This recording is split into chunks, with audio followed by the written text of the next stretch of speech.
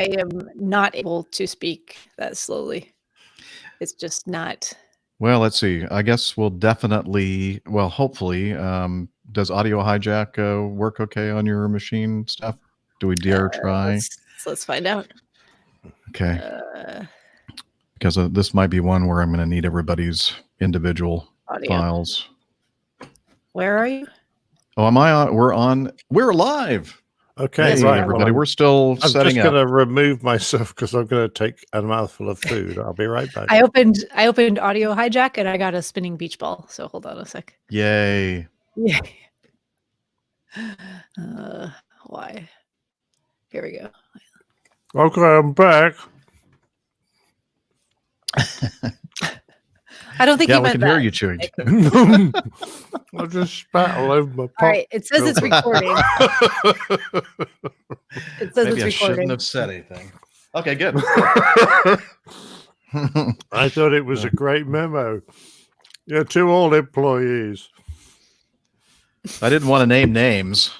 Yeah, I could tell. Let's see. I'm losing my voice from talking so much on these telephone visits and video visits. I think I end up talking more. Then you wouldn't be used to that. Normally, you just grunt at you and stick needles in people. Oh yes, yeah. Very little actual communication. All right, let's see. Wow. So you can hear that. Yeah, that sounds good. And I didn't have time to. We did get Radio Rogers intro, but I didn't have time to do it. Set it up to put it with do the stuff that I normally do. So I'll have to do that in post. Do the thing in post. What else? Let's make sure that you can hear this other stuff. Just to catch up, everybody that's watching on the live feed. I forgot one. I knew I was forgetting something. I just couldn't figure out what it was. And it was this. I had these cables that I put in these little plastic packages, these little flat packages, and there was one there, and I looked at it and went, well, I don't need that, and I left it on my desk. That's the one I needed. Actually, yeah. I needed something else actually too. A external USB sound card that I don't have. So I had to kind of rewire everything. So I'm hoping that this is going to work. The only problem will be if I try to play something on Chrome for you guys to hear. Well, that still should work. Here, let me do a test. Share screen. Try something. Pardon? Nothing. It's fine. Okay. Share audio. Share. Can you see that? Yes. Yep. Okay, now let me see if you'll hear this. I don't hear anything yet either. I can skip this ad and okay. Yeah, I can hear it. Oh, good. What happens if I go like this? Do I go bigger? Plane taking off Highway 16 in Washington County after making Highway 16 in Washington County. Arkansas. It's Nick's favorite state. Arkansas, love it. Arkansas. Yeah. Arkansas. I don't make the rules, good. Nick. But I do. Don't worry, they're my rules. You know, I'm always afraid when I'm sharing my screen that I'm going to share too much. Yes, if you remember to put pants on. I know. That's why I use a completely separate device for my work stuff, because I do have to share screens there, and that way there is nothing else. This is only for work. Did you see the Sacramento News affiliate? One of the female reporters was in her bathroom showing how she kind of takes care of like trimming her bangs. And she didn't account for the fact. I don't know why her husband was in the shower at the time that she was filming this, but I guess she thought that the way she was doing the camera, it wasn't going to have him in the shot. The shower in the same room. She forgot about the mirror. The mirror.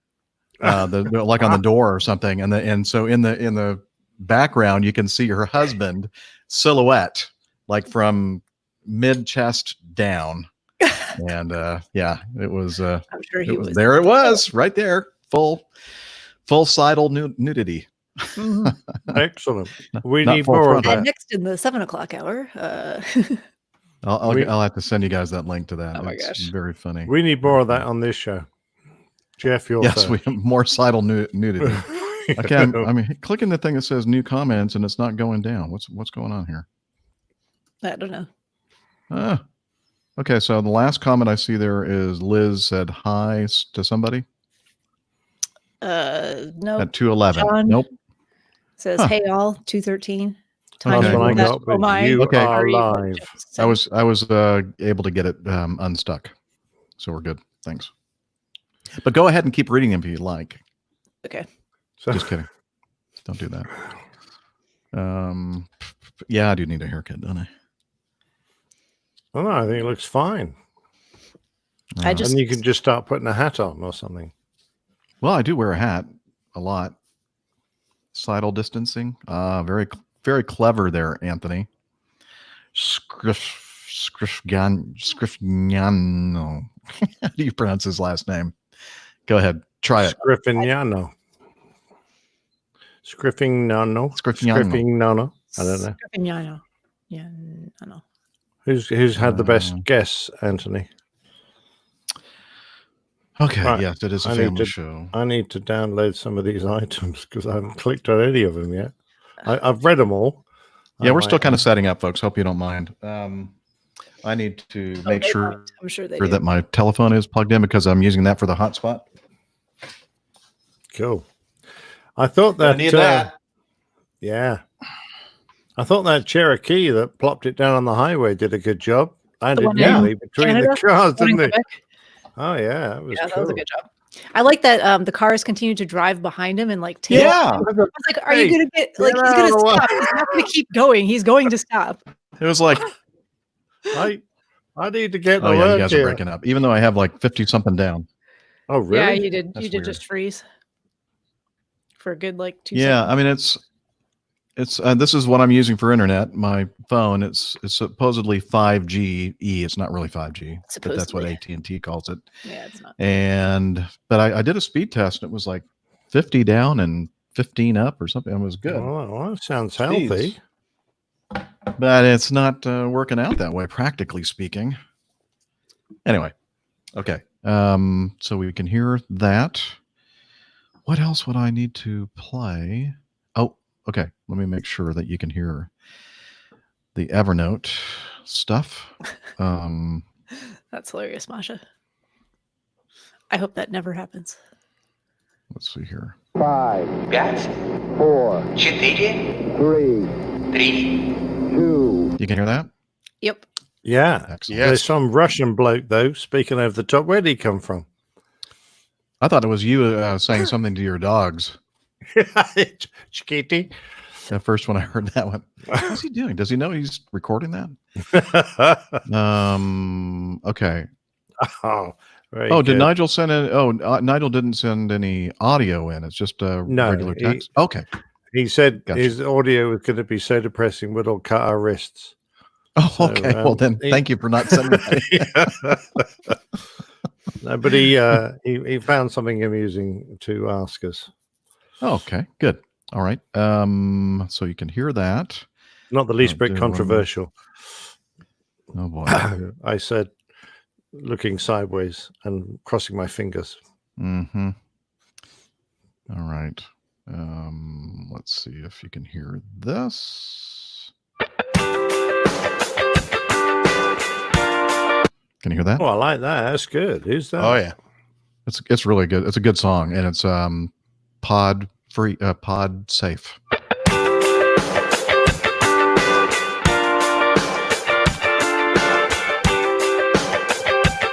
It gets better.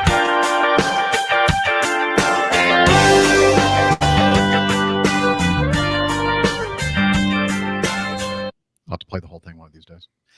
Excellent. Okay. So you heard that one. So I'm assuming you'll be able to hear this one too. You got that one as well, right? Okay. They're all fairly robust at their volume levels. I don't know whether it's just okay. Let me turn down the falling. Will that affect it? I'm not sure. Let's see. No, has no effect whatsoever. Johnny, how much more coffee? No thanks. Okay, so how do I adjust that volume? Oh, I know how to do it. I got to do it over here in my virtual mixer. Oh, I can see why now. It's on 200. I bet the volume's going to be a little bit better now. Oh, yes. Yes, Almost. much better. Oh, thank you, Jeff. Thank you. Johnny, how much more coffee? Your ears are no longer bleeding? No longer. Okay. I love coffee. I love tea. Let's see. I'm not sure if it's going to work today or not, but I just quickly did something yesterday. I know you're wondering what is it that he did yesterday? I'll show you. Well, we all go to the toilet every day, so. Well, at least once. Some of us need more congratulations for these everyday things than others. Yes. I need some M&Ms, please.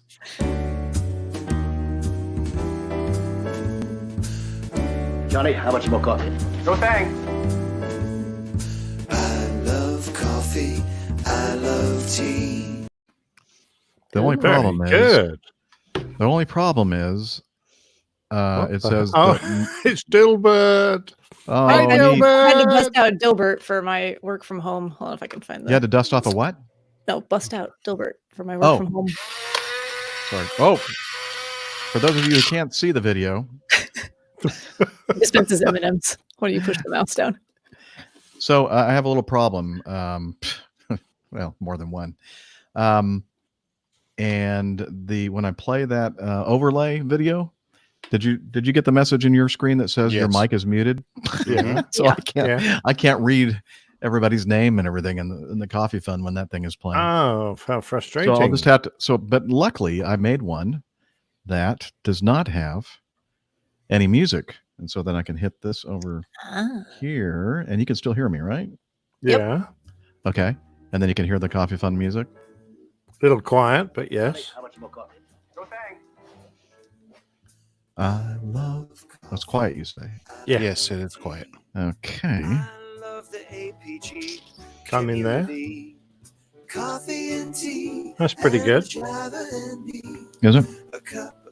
Yeah. Yeah, I like it. Okay. Good visuals. I love it. Oh, I see. You're commenting on the. No, and the audio Okay. level is now good. I think it's still just a little low. Okay. What do you think, Dr. Steph? It's a little low on the audio, on the music, but if it messes up all the other volumes, No. I think I just making sure. Hang on. And if you're talking over it. it'll Yeah, be I mean, I fine. want it to be Yeah. low there. So let me play the very beginning of it. Still kind of low though. mhm. Okay. Johnny, how Why much is it more not- coffee? No thanks. Better. Better. I love Better. coffee. I love tea. I love the APG community. Coffee and tea and the Java and me. That sounds closer to A normal. cup, a cup, Yeah, it does. a cup. I think I'll just go and turn on my Nespresso machine. How about now? Can you hear it? Not at all. No. Nope. Okay. So you said about right here. Perfect. That sounds about right. Good for the intro, yes. Yes. Johnny, how much more coffee? Okay. Now, this is probably going to be too loud. You're listening to the Airline Pilot Guy Show. Right? Yeah. Yep. Okay. I already got that down. Okay. You're listening to the Airline Pilot Guy Show. That's good. WAPG. How's Works that? for me. That's good. Good for me. Good. Okay. All right. Huh. I think. Thank you for bearing with us, everyone, on the chat. Yep. 422 shows, and we're still working it out. Well, it's me. It's always something different. And then when I forget a critical piece of equipment, or a cable, or hardware, or whatever, then I have to kind of improvise. I really was this close to saying, "Oh, that's it. We're not going to be able to do the show today." Oh, well, I'm glad you fixed it. Yeah, I'm glad I figured it out. Figured out something. Okay, going over here to the Evernote. I'll just do the intro, and then for the regular audio podcast, we'll hear Roger and his lovely professional radio voice. Intro. Okay, and I'm just going to do a generic intro. Okay.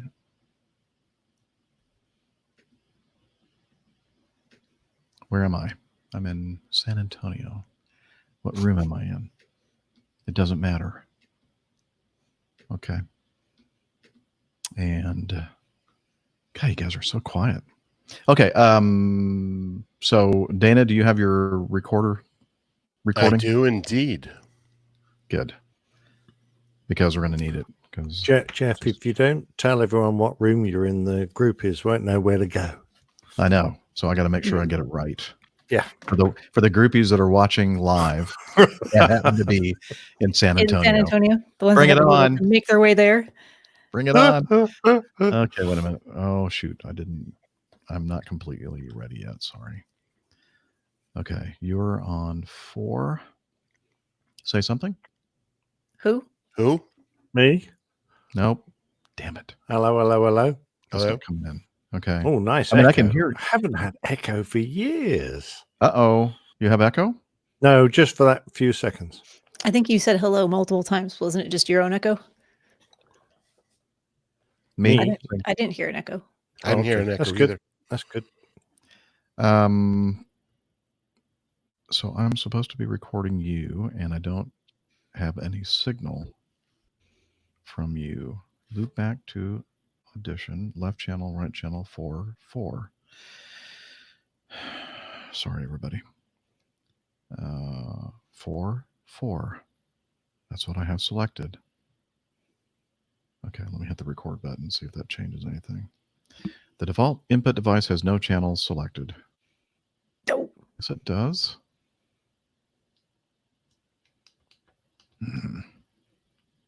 Don't like you.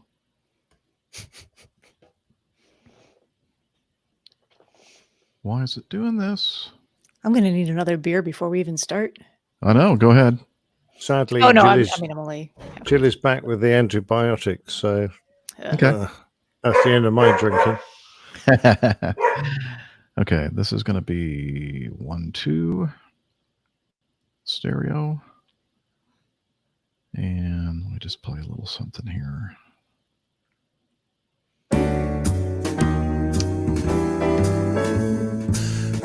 Johnny, how much more coffee? No thanks. I love coffee. Oh, that's not I showing up love either. tea. I love the APG community. Coffee and tea and the Java and me. A cup. You guys are going to be sick and tired of the coffee bun song. I never get sick and tired of hearing that. Thank you. Even you, Jeff. Never get sick and tired of hearing. Aw. So long as you're talking, Jeff, everything's fine. Thanks, guys. You guys feel the love of this You guys are so place swell. right now. But you guys must have had some kind of a meeting without me. We did. Okay. Yeah, we Jeff is invited kind of depressed. So we need to try to do things, say nice things to him. To keep him Exactly. happy. We're having that meeting Exactly. after the show today. Okay. Sorry. Oh, Not in shoot. time for... All of us are on our best behavior. Oh, crap. Well, I'm not happy with this. Well, Oh, what yeah. can we do to cheer you up? Just We Just can smile. we can order a pizza and some beer and have it sent to his room. That I would could, make. Good I idea. could do a mini air show like the guy did on the video the other day. Oh, yeah, that'd be brilliant. Oh yeah, that would be great. Oh, wait. Okay, I got other airplanes. I can't see you. Oh, I have my. Breaking news. The 717 is Delta Airlines' biggest small problem. Can it swap them for a 100 737 MAX aircraft? Question mark from Forbes. What? Where are you reading that? I saw that earlier today too. My buddy Matt just texted that, and he flies for Hawaiian. It was news this morning. Oh, look at this. Oh, all of a sudden I'm getting signal from everybody. Oh, look at that. All I had to do, you know what I had to do? I just had to quit Adobe Audition and start it back up. Restart it. Yeah. Okay. Let me do this one more thing. Great. Oh, did you break your airplane, Nick? Yeah, I'm bashed the wing. I'm going to be careful. This is expensive. Oh, there's your fell. I love coffee. I love I don't buy expensive things. I love the APG. Like $4. Well, mine cost a lot more than that. And the engine just fell off. Oh no! Oh no! Was you one's banging made of against something? And a straw for the cheap Airbus shit. Sorry. Wow. This is huge news. Yeah. That's all right. It's all again. Way Airbus fixed everything. Way. So what's the gist there? They're going to get rid of the 717s? The 717 is has the lease burden. Delta owns 79% of their fleet, 705 aircraft specifically. The largest portion of what they owe in leased aircraft is the 717. They lease 78 717s. Oh, really? Yeah, because that's the Southwest deal that they worked out. AirTran. Yeah, AirTran I Southwest thought we deal. owned them actually. No, we do not. The ones that we had, the ones that they had obtained outside of that lease agreement are owned by the company apparently. So Delta, our sister company, wants to give the 717s to Boeing in exchange would order 100 737 MAX aircraft. The Air Current reported. The MAX family, well, whatever. So yeah, it's interesting. Breaking news, folks. Oh shoot! Well, that's not good for me. That means I'm going to have to fly something else. I don't want to hear it, Captain. Okay, Captain. First officer. Nope. First officer. I'm going back. It's not going to be an option. So, well, whatever. I'm not worried about it. Okay. I still have a job, and I am drinking my water to that. Good. We'll drink to that. I can't wait to talk about what happened this week.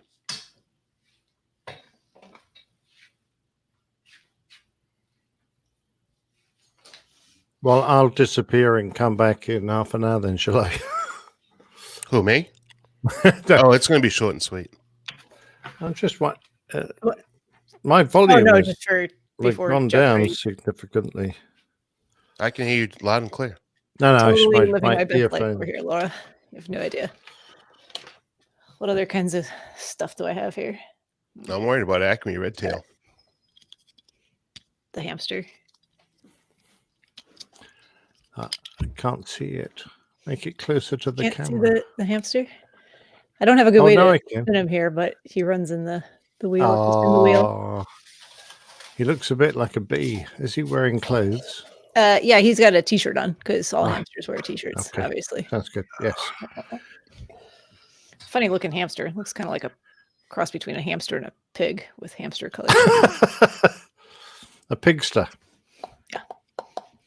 Mind you, hamster, a ham and pig. There is a connection there, I suppose. There is. Hello. What have I been drinking? Hello. I've had like a quarter of a can of beer. That's like 4%. I'm having a very sophisticated wine. I'm drinking water. Hey, Wine in a can. Alcohol.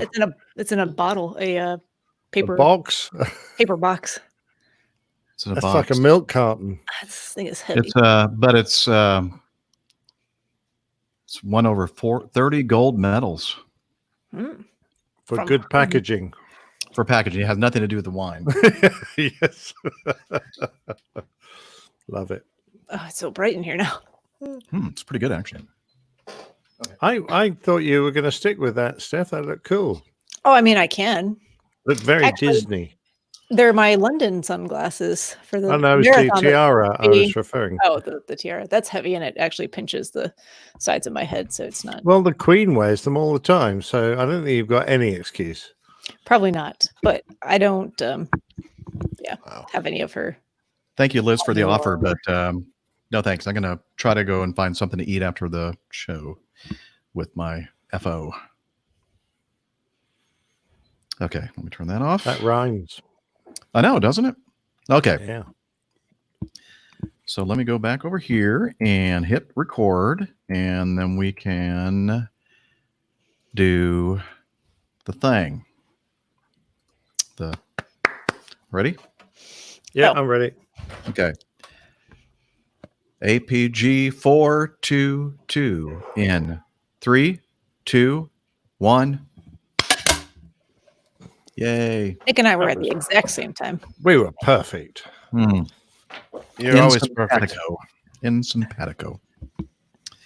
Okay, so looks like I'm getting signal and recording on the HOA and my microphone, and I think we're good to go. So let me go back over here to this, and then how should I do this?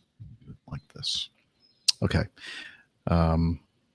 Wish I had a bigger screen so I could see more stuff, but Liz, we good to go? Okay. Everybody okay? Yeah. All right. Let's do it. You're listening to the Airline Pilot Guy Show. The view from our side of the cockpit door. WAPG. It's the Airline Pilot Guy. Airline Pilot Guy, episode 422.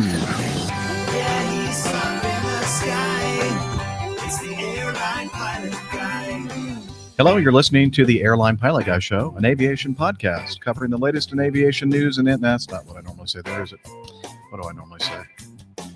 Let me scroll back down. All right, anyway, broadcasting live from Studio 1004 at the... take two. It's all grayed out. What day is today? The 22nd of April? This is episode 422 on 422. Ooh. Oh, Yeah. That. Well spotted. Mm-hmm. Very good catch there. Actually, that's Except probably it's a 22. really good show Didn't table. Didn't even realize title. it until you said it. I was Yeah, like, oh, except for the rest of the world, it's 22.4. we don't care about them. I think that's a No, great too. show title. I don't know what this 20 Duly Liz. noted. I don't know what this Great show 22nd title. month of the year is. That makes 422 on no sense to me. 422. You know what's great was when all of you were talking at the same time. We'll be sure to do that. Oh, later really? today. So we are, just to kind of make sure, we're all recording our separate tracks, right? Appears to be recording. No, I'm recording Steph's. Okay. Oh, no. Well, good. That'll work. Okay. So I'm I'm in Studio 104, 10-4. Oh, 10-4 in the 10 Halladay forward. and Riverwalk. Okay. It's like Star Trek. 10 forward was where everyone went for a drink. I'm thinking more like the 10-4, trucker. Big Ben. 10-4. Yeah. 10-4, good buddy. All right, here we go. You're listening to the Airline Pilot Guy Show. The view from our side of the cockpit door. WAPG. It's the Airline Pilot Guy. Airline Pilot Guy, episode 422.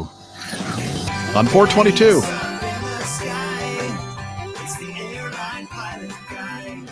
Hello, you're listening to the Airline Pilot Guy Show, the view from our side of the cockpit door. I'm Captain Jeff, your host, broadcasting live from Studio 10-4, good buddy, at the Holiday Inn Riverwalk in the beautiful city of San Antonio, Texas. Today's show was recorded on the 22nd of April, 2020. Woo. Don't worry, people. A professional will be doing this when you hear the... I hope so.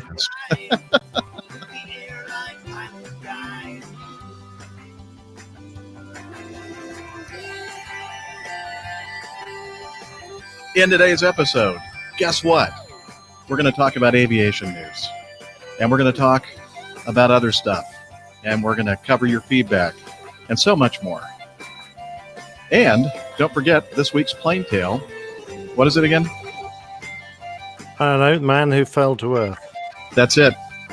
So get all settled in. Tray tables and seat backs in their upright and locked positions. Electronic devices powered on. Flight 422 is ready for pushback. Thank you, Radio Roger. He's an Emmy Award-winning TV and radio reporter currently at the #1 all-news station in the nation, 1010 Wins, New York City. Welcome to the Airline Pilot Guy Show, ladies and gentlemen. We're an aviation podcast covering the latest in aviation news and answering your feedback. I'm Captain Jeff, a captain for a major U.S. legacy airline based in Atlanta, Georgia. We like to call it Acme Airlines. And I am joined today by my awesome co-hosts. First, from her lakeside home in the Carolinas, she's a doctor, skydiver, marathon runner, strength training junkie, IPA connoisseur, and commercial multi-engine instrument rated pilot. We call her Dr. Steph. You said awesome, so I had to put the sunglasses back on for that. Dude, awesome. If you're not watching the video, you'll have to just check it out. I'm not watching the video. Great to be here. Looking forward to a great show. Good to see you guys. All righty. Great to see you as well, Steph. And also with us today, another awesome host from across the pond in the beautiful English countryside, a professional photographer, former RAF RAAF fighter pilot, retired captain for an international airline based in London. It's Captain Nick. Well, that was so rude. You could have spoken over retard. Well, I'm still alive, which is, I don't know. What do I have to do to get some respect from you guys? No, we're having that meeting later. Remember? Yeah. Okay. Staff meeting. Oh my, that was hysterical. And finally, another awesome host from the Northwest Atlanta suburbs. He's a barbecue master, motorcycle rider, pleasure boat skipper, underwater photographer, and last but not least, captain for a major U.S. legacy carrier, Captain Dana. Wow, what an exciting day so far today. And it's only going to get better. Great to be here, guys. All right. Well, let's start off on the right foot and head over to the news folder.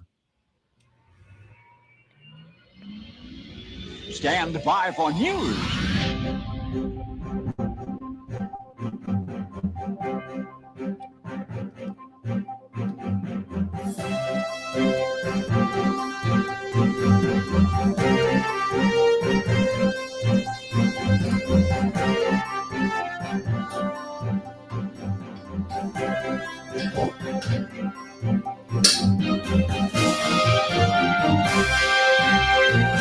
Okay, we're going to start off right off the bat with some news about COVID-19 and all of its effects on the airline industry. And I'm going to start off with bad news first, and then we'll work our way through the list here with better and better stuff. And I guess I heard through the grapevine that even today, earlier today, that there are a couple of other new airline or other airlines that have filed for bankruptcy or administration or whatever it's called in whatever part of the world it's happening in. Is that correct? Yeah, that's right. I heard about Air Mauritius. I don't know if we're going to cover that one. That's I don't know if that's on the list or here or not. The article it is not in our list. That's only today, and it's an airline. I've actually flown some of their aircraft. When they first got A340s, they asked for some assistance from our crews because they hadn't managed to train up enough crews to fill all their services. So we flew some of their aircraft for them. Lovely cabin crew, great company. Beautiful place, Mauritius. So it was a very. Where is that? Is that in the? It's sort of it's stuck out in the Atlantic a bit from Madagascar. So it's about opposite the Seychelles on the equator. So you could go to the Seychelles, you go to Mauritius. They're both very similar, sort of small Indian islands. Ocean or Atlantic? Did I say Atlantic? I meant to say the Indian Atlantic. Yes, the other ocean. I don't know if it's close enough to India to be in the Indian Ocean. But it's also it's over. considered It's the on the Indian that side. Ocean. It's on the Yeah, it is. It's on It is the on east the side of Africa. eastern side of Africa, whichever ocean that is. You can tell I didn't fly over it very often, can't you? And it's where the dodo used to come from. So, the dodo bird. Yeah, exactly. Oh, neat. Well, anyway, they're one, and there were a few others that have notified the world today that they are shutting down. The article that I have here in front of me from Cirium, I'm not sure what that is. The Norwegian airline or a couple of their crew subsidiaries filed for bankruptcy. The two that they talk about here, Denmark and Sweden. The way they have it set up, they have different subsidiaries, and that was kind of one of the bones of contention that a lot of other airlines, especially U.S. airlines, had, was the fact that Norwegian was kind of operating these subsidiaries and kind of taking advantage of the local. Well, who cares about that? Because it looks like that the Danish and Swedish subsidiaries have filed for bankruptcy. 4,000 pilots and cabin crew members. Lot of folks involved with this. Let's see what else. I'm scrolling down the article here. Bernstein analyst Daniel Roeska described Norwegian on the 14th of April as being, quote, at the end of the line after it proposed converting debt to equity in order to qualify for state aid. He wrote that Oslo had an interest in keeping the airline alive to facilitate connectivity for its corporate sector, but asked whether the airline would, quote, admit that the long-haul, low-cost experiment has failed and retreat back to its Nordic core. So a lot of airlines are talking about if they make it through this whole thing, they're going to be much smaller, leaner, and meaner airlines. And it looks like Norwegian, if they make it through this thing, will be another one of those that is not going to be a huge airline. I thought there were a couple of others here that I'm scrolling down. I'm sorry, the layout here in the articles are it's all kind of messed up. Sorry about that. I don't know if it's that way for you all on the crew. Well, the South African are the next one that's gone into administration, I believe. Okay. Why don't you take over, because I'm having issues with trying to figure out what these articles are here. Sure. So it appears that the end is finally here for South African. Discussions are taking place on how to lay off 4,700 staff at the airline. So Bloomberg is reporting that South African Airways is currently working on creating severance packages for its employees who'll be will be laid off at the end of this month. So they haven't got long to go, and I have no doubt that their final wage packets are not going to be paid. Actually, all right. I unlike a lot of airlines, and I only say this through bitter experience from following my friends through these sort of events, it seems that employees will be getting 1 month of pay plus 1 week of pay for every year of service. So, hats off to the South African government for making sure these people aren't left out of pocket. And so many airlines normally go into bankruptcy so short of funds that the final wage packet for their employees is rarely paid. This is really good news. If you can call losing your job in an environment where there are going to be pitifully few jobs available, good news. So really do feel for them, but they have been struggling for a while. And they've suffered from administrative problems as well as financial problems. And the question is, what will happen in the future? Will South Africa get a new airline? Almost certainly. I noticed another one here on our list of airlines that are having issues. Virgin. The creator of Virgin Atlantic has been in a 36-year feud with his main rival. Now he's offering up his own Caribbean island as collateral. It may not be enough. The pandemic could succeed in doing something that British Airways has been trying its hardest to do for 36 years, kill off Virgin Atlantic, the airline created by the swashbuckling entrepreneur Richard Branson. They've been losing money for 2 years before the pandemic hit. Now it's grounded and desperately seeking a bailout from the British government. Anyway, so it has more information about this. Anything in particular you might want to say about that, Nick? Yeah, there seem to be some enemies of the head of the Virgin Group, Richard Branson, that are out in the newspapers, and their daggers drawn. So, it's a bit like the killing of Caesar and, et tu, Brutus. Et tu, Brutus? Exactly. So, there are an awful lot of people who seem to have a thing about Richard Branson, disregarding the fact that this has been a very successful airline over many years and has fought off many previous problems. It seems to be a personal thing about the head of the Virgin Group, which of course is very distressing if you're one of the employees working for Virgin Atlantic, and people seem to be taking out personal grudges against him, particularly in the press and on social media.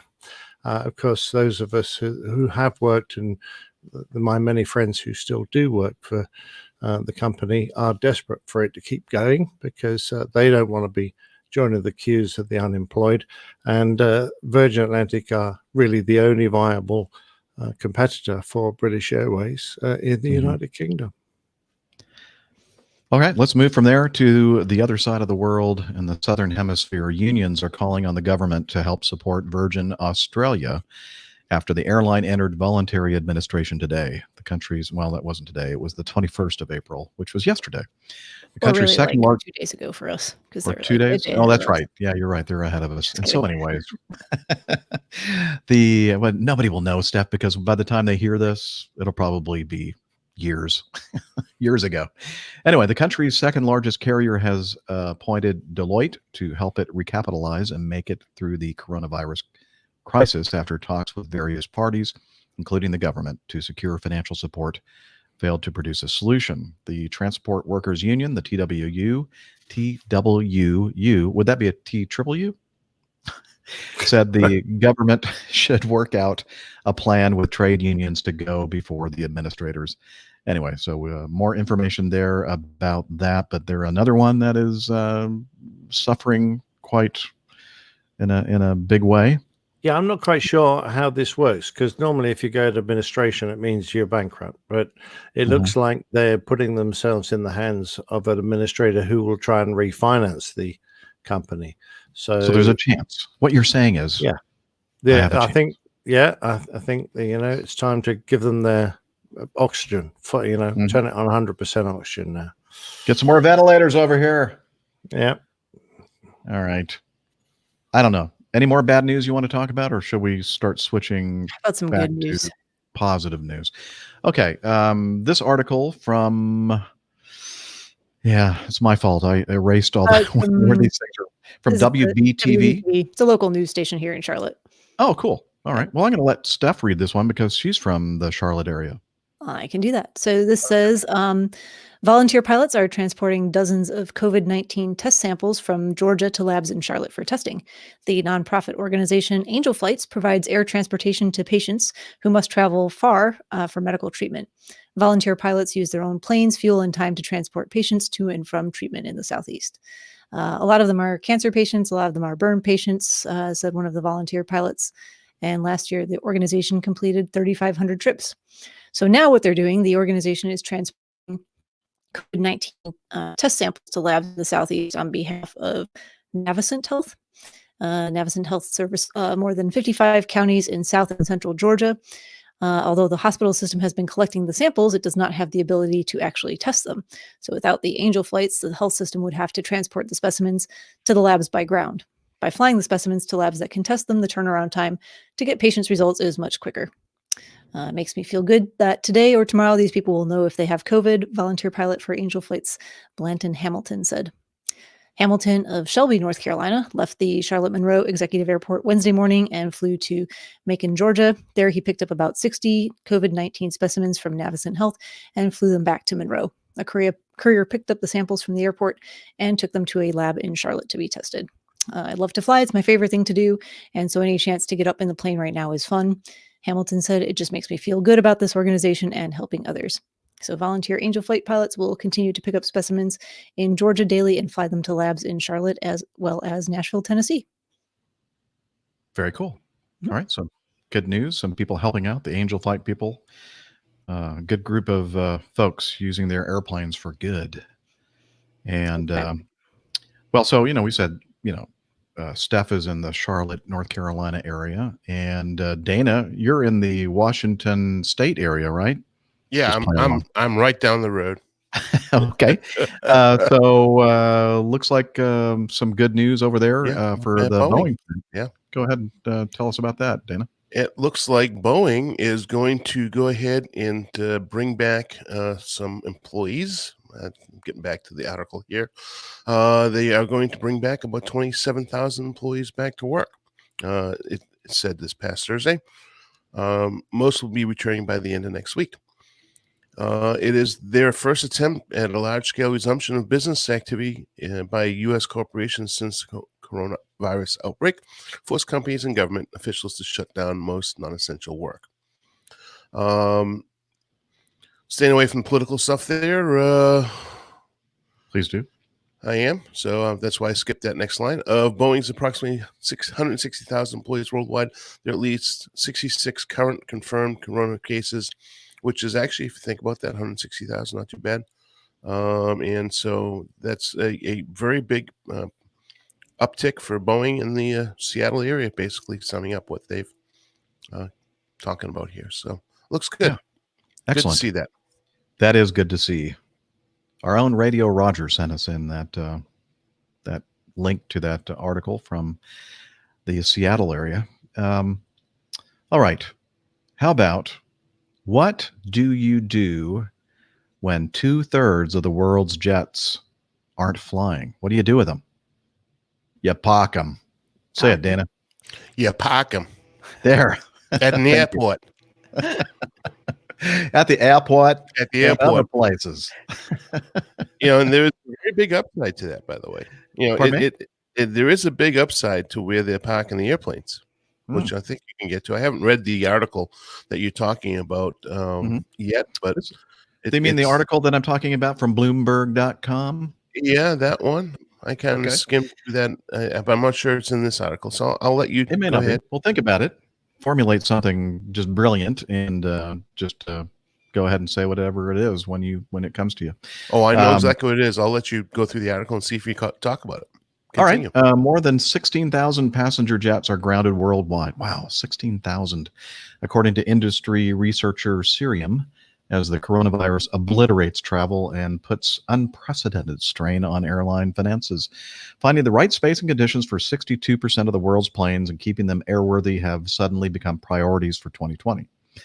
Aircraft simply can't be dusted back into action. They need plenty of work attention while in storage, from maintenance of hydraulics and flight control systems to protect against insects and wildlife. Nesting birds can be a problem. Then there's humidity, which can corrode parts and damage interiors. Even when parked on runways, planes are often loaded with fuel to keep them from rocking in the wind and to ensure tanks stay lubricated. That's very important. Nobody thought this magnitude of preservation would need to be done, said Anand Bhaskar, Chief Executive Officer of a New Delhi-based Airworks, a plane repair and maintenance company. Parking space is a problem. There are logistics nightmares, which we're trying to work around. Airlines are hunting for space on the ground at airports or in longer term storage facilities in arid places like Australia's Outback and the Mojave Desert in the U.S. At Amsterdam Airport Schiphol, the KLM group has more than 200 aircraft at gates and on a runway, arranged according to size and type, and ensuring enough space for them to be towed if maintenance is required, according to a post on the company's website. Schiphol is packed. KLM community manager wrote, I'm not going to try to pronounce that name, not with passengers, unfortunately, but with many aircraft parked on the ramp and even on the runway. Choreographing the sad and unique site is quite a parking puzzle, she said, adding that Schiphol isn't charging parking fees. Wow, that's pretty amazing, actually. Charges do differ from airport to airport. In India, parking alone can cost $1,000 a day for a large aircraft, according to Mark Martin, founder of Dubai-based Martin Consulting, LLC. For an airline with a fleet of more than 250 jets, even heavily discounted rates may mean expenses of $12.5 million for a 6-month grounding, without taking into account maintenance costs. Wow, that's expensive. Let's see. In its online magazine, IATA said it has asked governments to cut the parking fees, which usually account for less than 2% of airport revenue in a normal year. Under current circumstances, those charges could make or break some airlines, it said. So the article goes on to talk about what the kind of stuff that they do to keep these airplanes relatively ready to come back into service. Abu Dhabi-based Etihad said its engineers are working around the clock maintaining its grounded fleet, a process that includes running engines and powering up aircraft, checking flight controls, covering sensors and engines to protect the inner workings from sand and dust. About 200 staff per shift clean plane cabins in hangars, from replacing seat covers to shampooing carpets, according to a video on the airline's official Twitter account. According to Tech Ops head Gary Byrne of Etihad, I've never seen anything like this before in my aviation career. These airplanes are very intricate, complex pieces of machinery. It's not like parking a car. Tires also need attention. Let's see, Qantas Airways said all planes from Boeing Company 737s to Airbus A380s need to have their wheels rotated by being towed on the tarmac or jacked into the air to be spun. Ooh, that sounds like fun. Whee! Every 1 to 2 weeks, while hydraulic fluid is put on landing gear. Really? I don't think they. Why would you want to put hydraulic fluid on landing gear? They must pressurize the hydraulic fluid systems to protect against rust. Giant silica moisture absorption sachets. You know those little things you get in your electronics? Little tiny The little thing that packs? says "Do not eat." Yeah, they're very tasty, by the way. Let's see. So they use very, very giant versions of these things. They put them inside of engines to keep them dry, while all external holes on the fuselage are covered to block insects and nesting birds. Anyway, they go on to talk about other things in the article about, trying to find places that are somewhat arid. Because humidity, makes a very stinky airplane if you seal them all up in a humid environment. Let's see. I love this paragraph here. One big challenge with parked planes is brakes, which can fade within 24 hours, according to Finnair Vice President of Ground Operations, Jukka Glader. And I think what they mean is that the brake pressures bleed off within 24 hours, not the brakes themselves. I don't think they fade, do they? Anyway, each of its jets require 10 to 12 chocks behind the wheels to keep them in position. With so many aircraft grounded, Finnair, how do I want to keep calling it Finnair? Finnair. Sounds way fancier. 10, 12 chocks? Are they parking it on the side of a mountain? What? Yep, they're parking them in my driveway, apparently.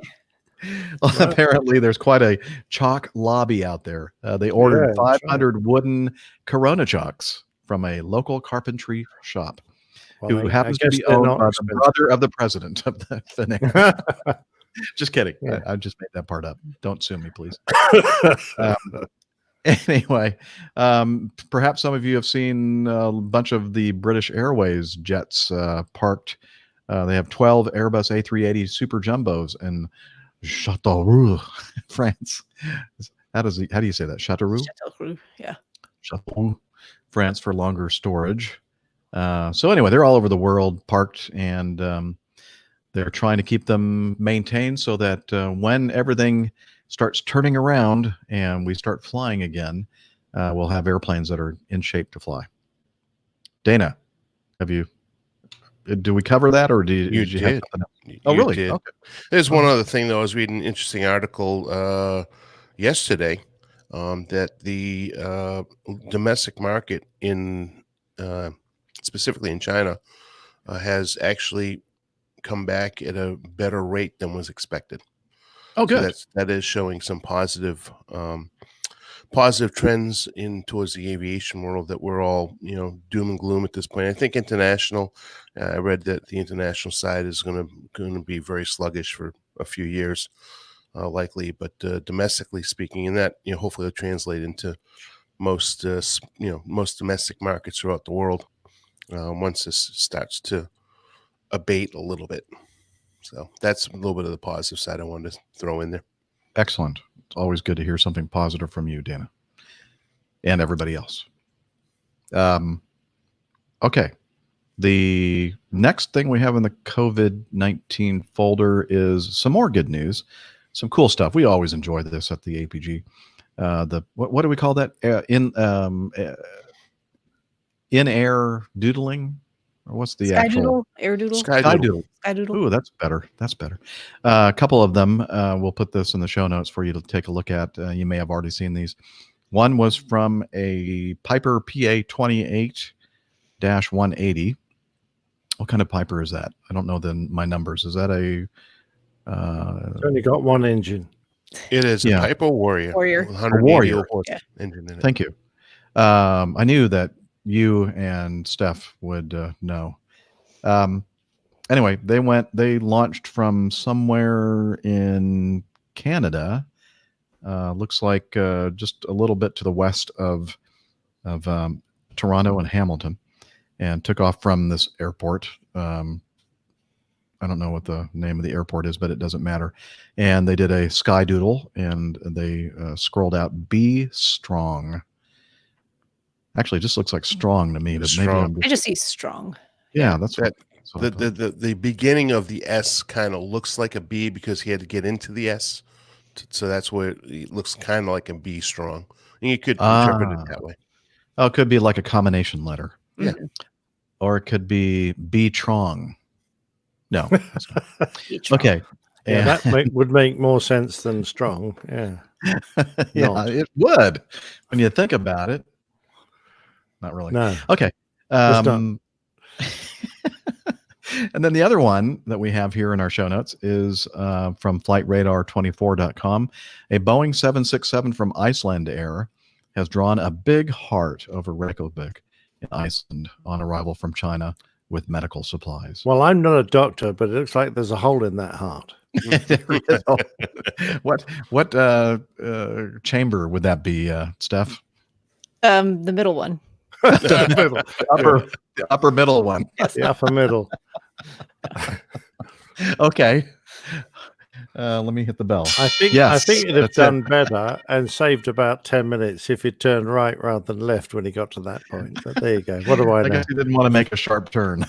Yeah, he had some time to kill. Yeah. Could be. Anywho, well, we have to talk about it because that's the biggest thing that's happening here in our world. And that's who we are. Yes. So there you go. We're not going to. So we're not going to mention our sister airline's first quarter results. At least save that for next. That for next show. Actually, I think, and Dana, correct me if I'm wrong, but I think it's not as bad as the couple of other big major U.S. legacy carriers here in the United States as far as their losses for the first quarter. I think actually that haven't seen them. They came out like last week, and I think there were, from what I remember, I could be wrong, and if I am, please don't tell me because I have very thin skin and it'll hurt my feelings. No, just kidding. You can correct me if I'm wrong, but I think that their losses were almost twice as much. I mean, it's a big loss. It's like almost half a billion in losses for the first quarter of this year. But you'll be happy to know that Acme is making money hand over fist. It's crazy. It's amazing. I don't know how you do it. I don't know either, but mainly because it's not a real airline. All right. We focus on a lot of cargo. Yeah, that's it. We shifted to a full cargo operation. We're making money like crazy. Really good. Yes. All right. Next item in our news folder.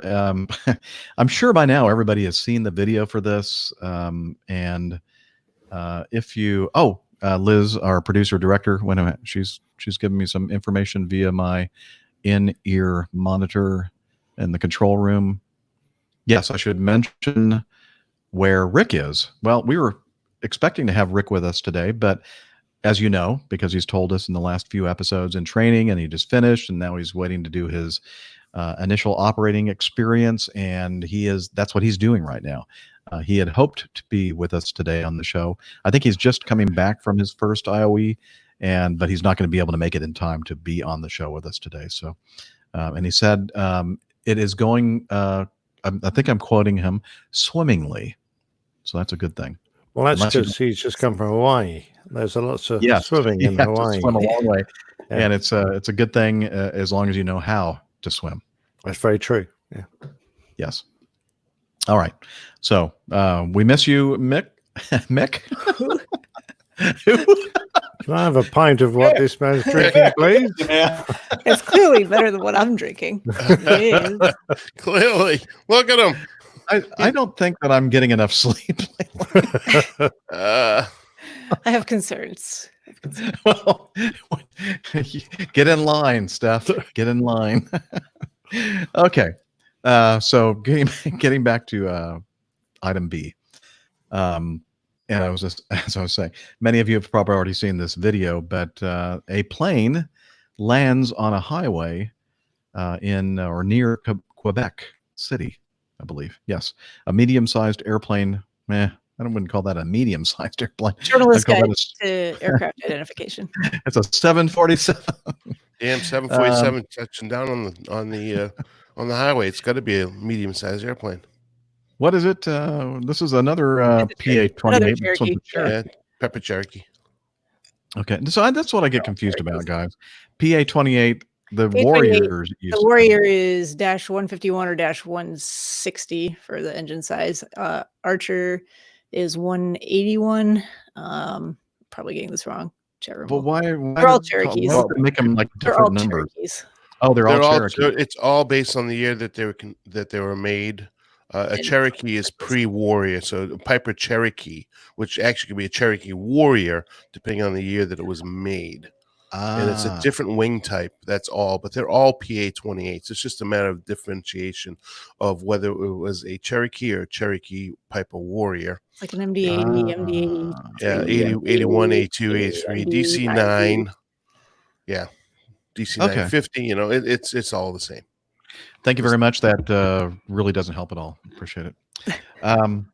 No, it actually does.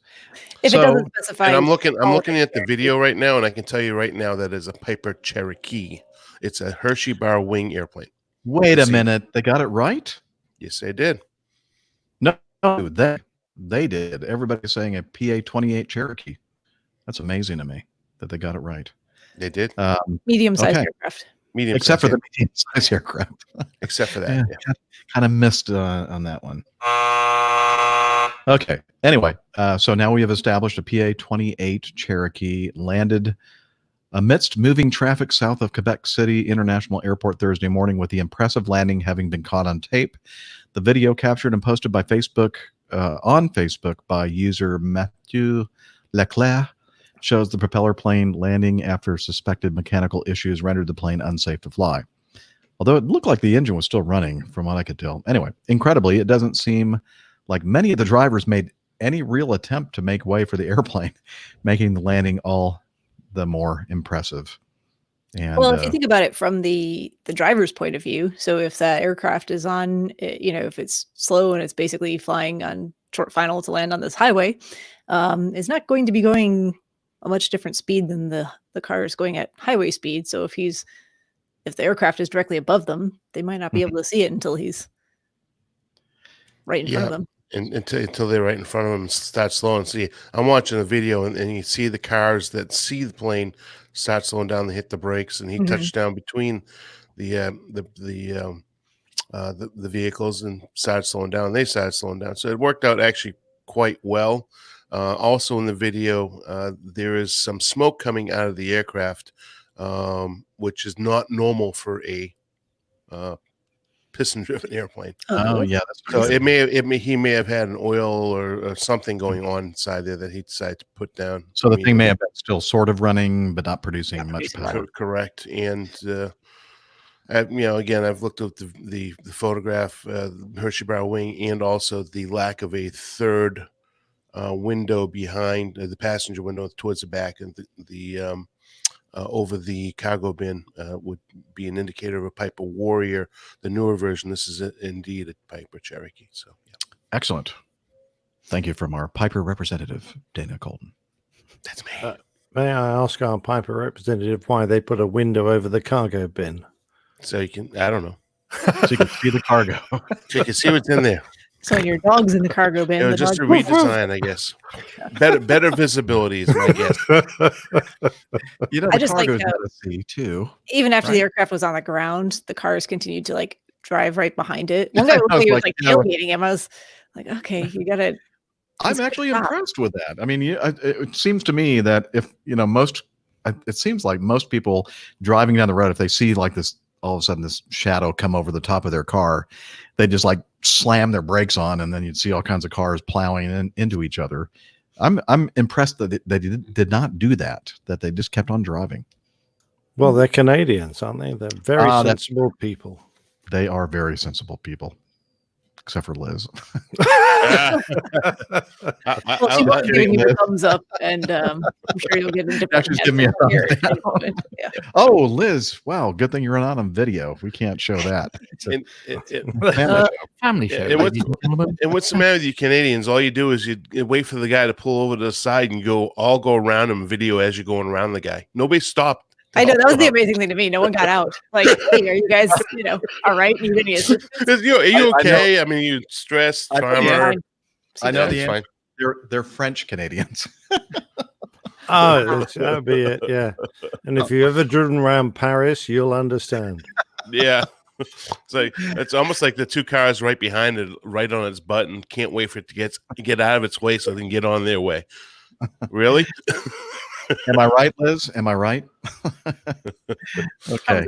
Thumbs up. Yes. Okay. Moving on. A lot of chat room. Everyone's very impressed with this particular pilot's skills, and I think we all are. Yeah, that's a nice job. Did an excellent job.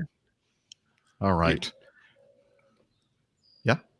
I was just about to say, I mean, if you look, and you need to go see this video, it's almost like he's looking for the exact spot to put down in, and he just plops it down. He no flaring or nothing. He just was waiting there for a little space and plop. Mm-hmm. Got to take advantage really of any job. Yeah. Any hole. Okay, let's move on. Family show, folks. Family show. Didn't come out right. Sorry. Item C, Hall of Fame. Yeah, that'll be in the show notes, by the way. ITSN. Item C, Hall of Famer Halladay performed stunts and was on drugs before the fatal plane crash. We talked about this when it happened. Now, I didn't get a chance, Liz, to see the YouTube analysis of this incident. I'm not even sure who made the analysis. Who was that? It was very good. Yeah, it was very clear, very logical. Didn't try and make too much of everything, and it was very factual. So, yeah, I thought it was a good watch. I will, along with all the other people that are listening right now, go to the show notes and click on that YouTube link and watch that video to see the analysis of this. But in the meantime, I'll read from the Associated Press. This was published in theguardian.com. Baseball Hall of Famer Roy Halladay had high levels of amphetamines in his system and was performing stunts when he lost control of the plane and nosedived into Tampa Bay in November of 2017, the NTSB reported on Wednesday. And let's see, the maneuvers put loads of nearly 2 times gravity on the plane, so 2G, an Icon A5 Halladay had purchased a month earlier. On the last maneuver, he entered a steep climb and his speed fell to about 85 miles per hour. The propeller-driven plane went into a nosedive and smashed into the water. I would think that 85 would probably be not too slow for a stall, though, would it? I mean, that seems it depends. If he was depends on the loading on the wings. I mean, 2 Gs. Yeah. Aircraft yeah, depends on what. Okay. The propeller-driven plane went into a nosedive and smashed into the water. The reports say that Halladay, who was 40, died of blunt force trauma and drowning. The report does not give a final reason for the crash. That is expected to be issued soon. Interesting tweet here from Roy. Right about a week or so before he crashed, I believe, October 31st of 2017. Has some pictures in here. He says, I keep telling my dad flying the Icon A5 low over the water is like flying a fighter jet. His response, I am flying a fighter jet. Apparently his dad owns an or used to own, I think I did a little research on this. I don't think he does anymore. An F5E, I believe, a private F5, which is the fighter version of the T-38, or the T-38 is a trainer version of the F5, whichever way you want to look at it, I guess. Single seat fighter, pretty nice looking little jet. Anyway, so I think we knew when we covered this shortly after it happened that they had found traces of drugs in his system, and we saw some video where he was maneuvering inappropriately, especially for somebody that doesn't have a lot of training and experience to do that kind of flying. Yeah, I mean, it's not a good combination of anything here. No. I mean, you down here a little bit further in the article, he says he was flying at about 105 miles an hour, just 11 feet above the water before he started doing his maneuvers. Had about 700 hours total flying time since he got his license in 2013. And the report said, including 51 hours in the A5 with 14 in the plane that crashed. He's flying 11 feet above the water. And then he starts doing his maneuvers from that type of altitude. This aircraft, the A5, if you don't know, it's a amphibious type aircraft. It is not the most it's aerodynamic in its own right, but it's not super aerodynamic. So it is not really meant to be doing acrobatic maneuvers, as far as I know, and that's what he's using the airplane for. So it's okay to go out and do stalls and steep turns and that type of stuff. But pulling this type of crap, I'm sorry, using that word. Could use another word. It's it's ludicrous. I'm gonna slap you. It's interesting that the manufacturer initially had a promo video which included stunt pilots flying these aircraft along a lake and trailing their wingtips in the water. And it was sort of marketed as a fun jet aircraft that you could do all those kind of things with. And since this accident, they've actually come out with some recommendations as to how you should maneuver when you're close to the ground. And they're saying things like above 300 feet, you shouldn't have more than, I don't know exactly the figures, plus minus 20 degrees of pitch and 60 degrees angle of bank. And when you go below 300 feet, that should be 10 degrees of pitch maximum and only 45 degrees angle of bank. So they're making an effort now to tone down their publicity with what they want people to do with this aircraft, because a couple of high profile crashes, one involving one of their own test pilots. Test pilot and also the owner of the company, I believe. Yeah. So, not good. I think it must be a fantastically fun aircraft to fly, but in an aircraft that's not going very fast, you're probably going to get more thrill flying it close to the ground and getting that feeling of speed from the rush of being there. And really, honestly, you still have to remember it's a damn dangerous thing to do. I don't care. You wouldn't drive your car, and plow it into something doing 60 or 70 miles an hour. Well, why would you think an airplane would be any safer? So. And the water's not any more forgiving than solid surface at that speed. Have you ever been water skiing and at a very fast? Oh yeah, bounced a long way. Pretty sure the best concussion I ever had in my life was from you should see the splash I make. We want to. No, we want to. Yeah. Okay. I want to see Dana riding the banana. No, thank you. Oh, okay. Excuse me. Only if it has sour cream. Oh, I know what you're talking about. Yeah, one of those bananas they tow behind the speedboat. Yeah. Oh, okay. Is that what you're thinking of, Jeff? Yeah. Wasn't sure there at first. Well, moving on here. Item D. No, I was like to peruse various websites. Aviation Herald, great website, by the way. Everybody should take a look at that and give Simon money. Aviation Safety Network, same thing. Great source of information for our show. Another place I like to go is liveatc.net, where they have ATC audio recordings or recordings of ATC and pilots having conversations.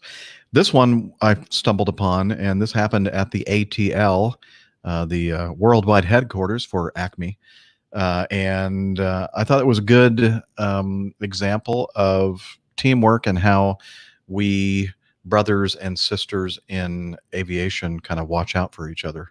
Southwest 1910, runway 26 off, line up on the way. 26 off, line up on the way, Southwest. And Tower, this is Endeavor 5029. We're seeing like probably about, 6 inches to a foot of flame coming out of that Southwest number 1 engine, taking runway 26 left. Southwest 1910, that's for you, copy. Southwest 1910, copy. Can you tell us what we see again, what you see? I think it was probably when you throttled up to get onto the runway. It was probably about 6 inches to about a foot of flame coming out of your number 1 engine.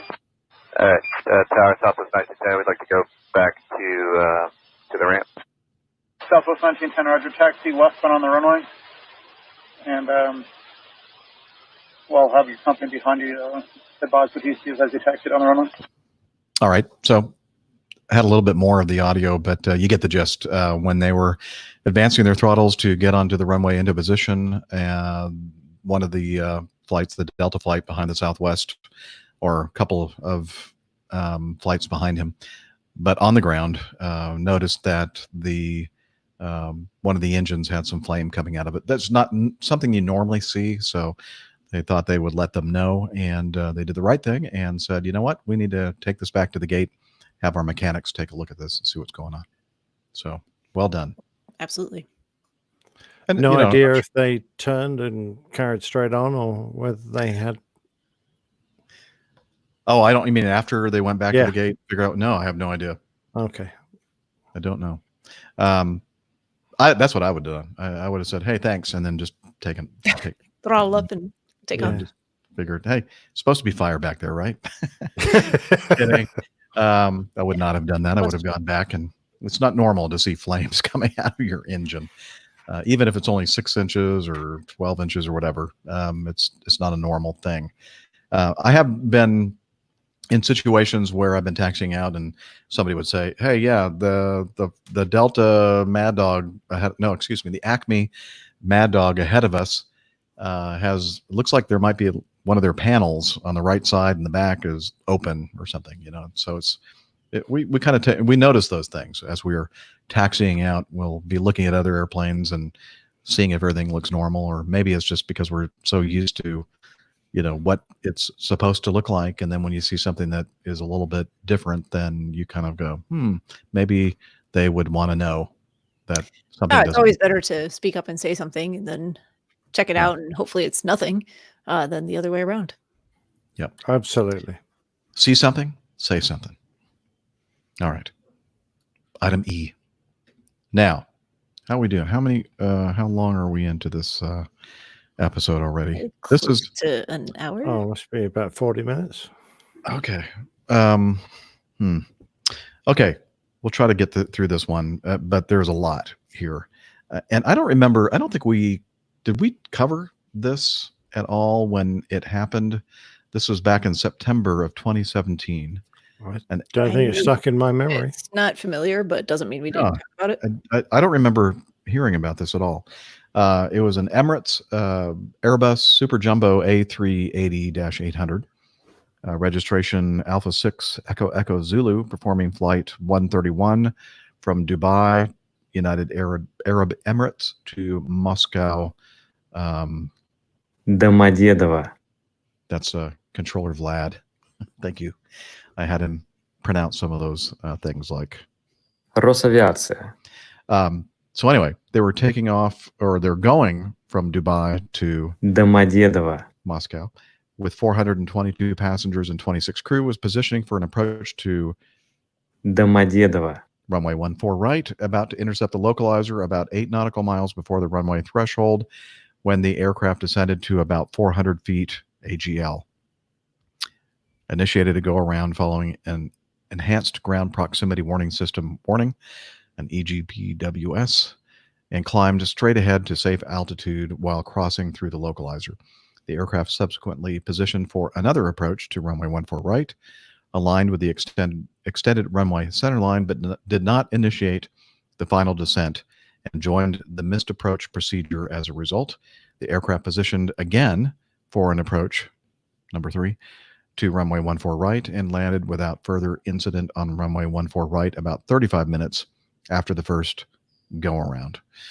Position and altitude data transmitted by the aircraft's transponder suggest the aircraft was tracking about 190 degrees magnetic when the aircraft initiated the go-around at about 1,000 feet MSL, which is about 400 feet above the ground, 8 nautical miles away from the runway threshold. Whoops. Yeah, that so a normal altitude would be on a 3-to-1 line would be about what 2,500 feet above ground level, and they were about 2,000 feet below it. And so this final, I think it's a final report, was just issued. Again, the incident took place in September of 2017. Final report just issued a few days ago, and a lot to kind of digest. I don't know if you guys had a chance to read this or not, but apparently the first officer was flying, and they were getting vectored for the approach coming in from the northeast, and they kind of apparently, bottom line is they lost situational awareness of where they were. They were looking at one of their instrument indications that showed the glide slope in the bottom of the case, or a couple of dots low. So they thought they were way above the glide slope. Now, if they had been situationally aware, they would have understood that there's no possible way they could have been above the glide slope at that point, because if you just did a standard 3-to-1 kind of calculation, you would understand that that can't be right. But they kind of got into this, they got kind of tunnel visioned on this, or at least the co-pilot did. The report kind of makes the captain or commander out to be someone who wasn't really aware at all of what was happening with the airplane, and was just trying to communicate with air traffic control and help configure the airplane, or configuring the airplane when the first officer was calling out for these commands, etc. And it wasn't until the approach controller, I think it was approach control, basically said, "Do not descend further." But they said that was a 17-second transmission by the approach controller, telling the A380 crew that they were dangerously low and they needed to stop. 17 seconds. How fast were they descending at that point? Yeah, 2,000 feet per minute. Yeah, the first officer was trying to do a capture from above procedure. So he was trying to capture the glide slope from above, which requires setting a fairly high rate of descent and just flying down, and away you go.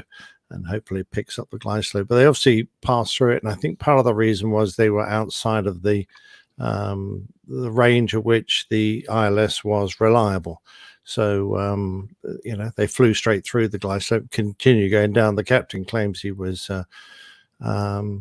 distracted by radio calls, and then the Russian tried to get through to them, but I think he had to make 3 separate transmissions until they understood what he was trying to tell them. So, I just wonder what the hell was going on the flight deck. Were these guys incredibly fatigued or what? Both pilots, good job the controller was there. Yeah, good job the controller was there, and he eventually managed to make them understand what was happening. And one of the things I think that finally rattled their cage was the fact that the enhanced ground proximity warning system started calling out terrain, pull up. I think that saved their lives. Not kidding here. Yeah.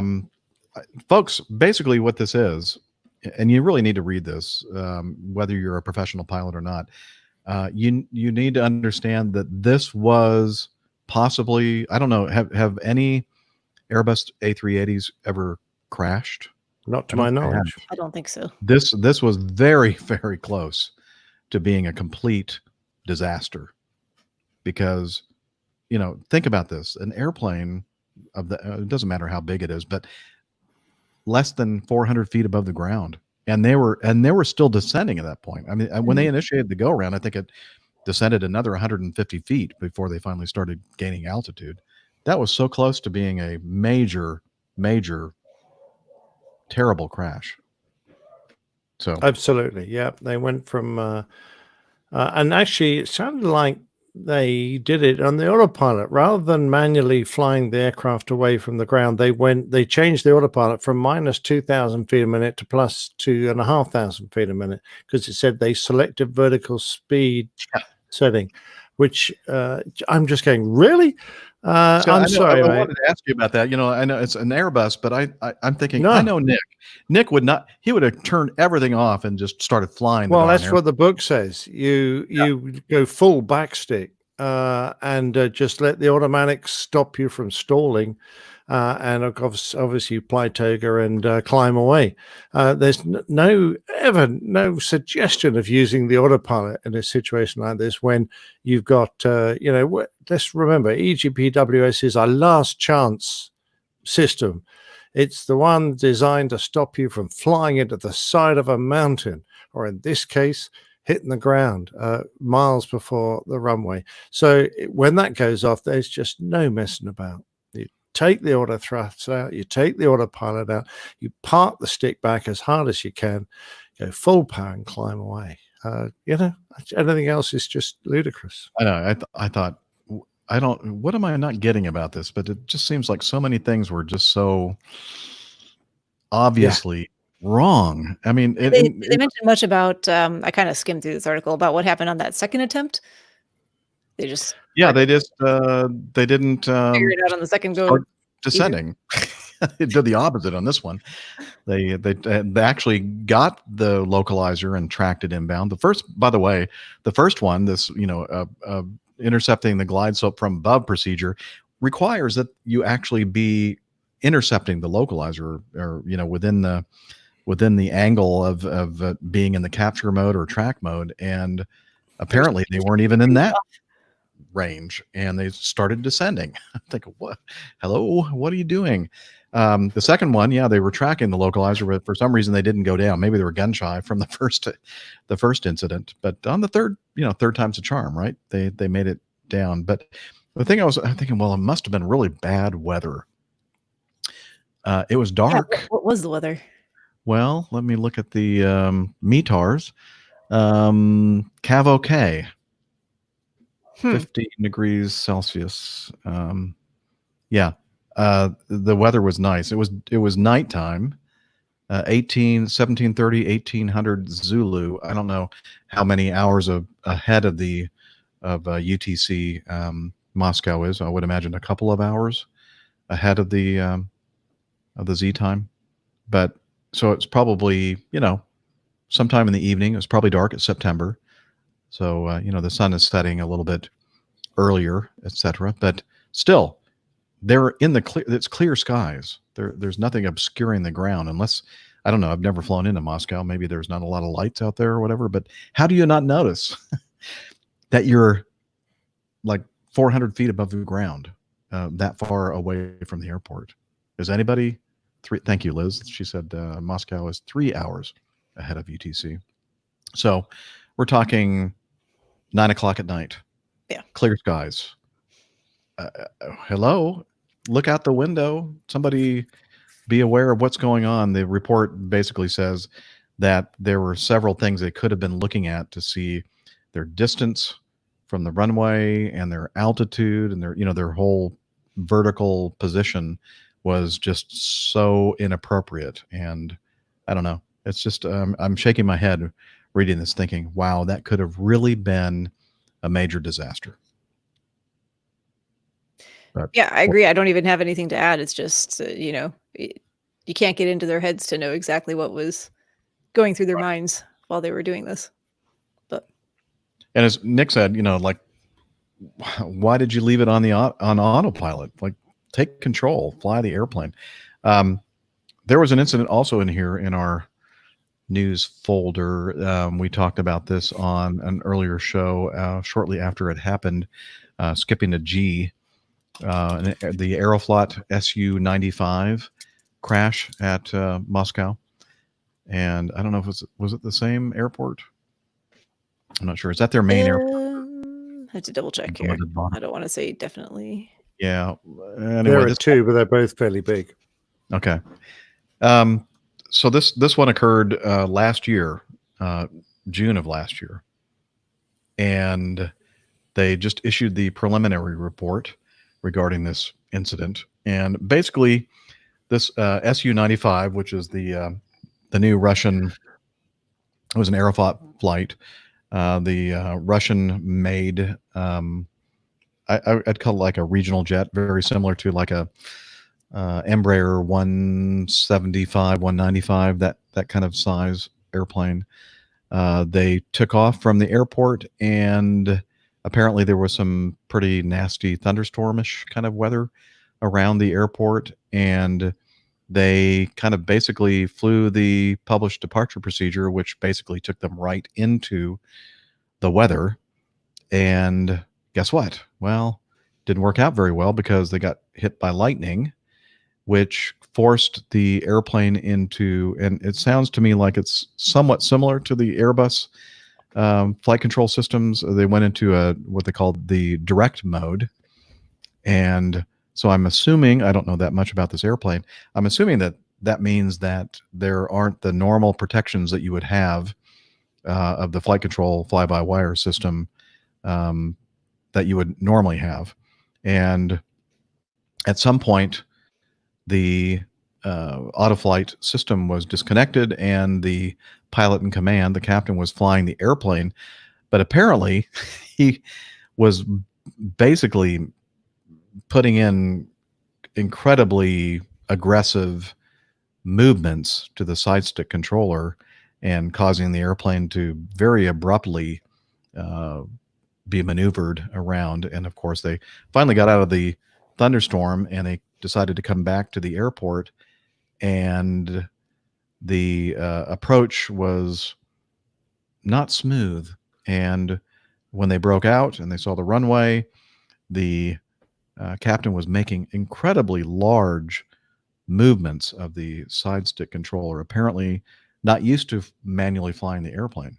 I mean, I think at one point, I'm trying to remember the exact quote that the investigatory agency mentioned here in the report, that the captain was putting in an input of like 65% of the motion or movement or allowable range of the side stick controller at certain points. And I think what they didn't say it explicitly, but they were basically saying that it was over controlling the airplane quite aggressively.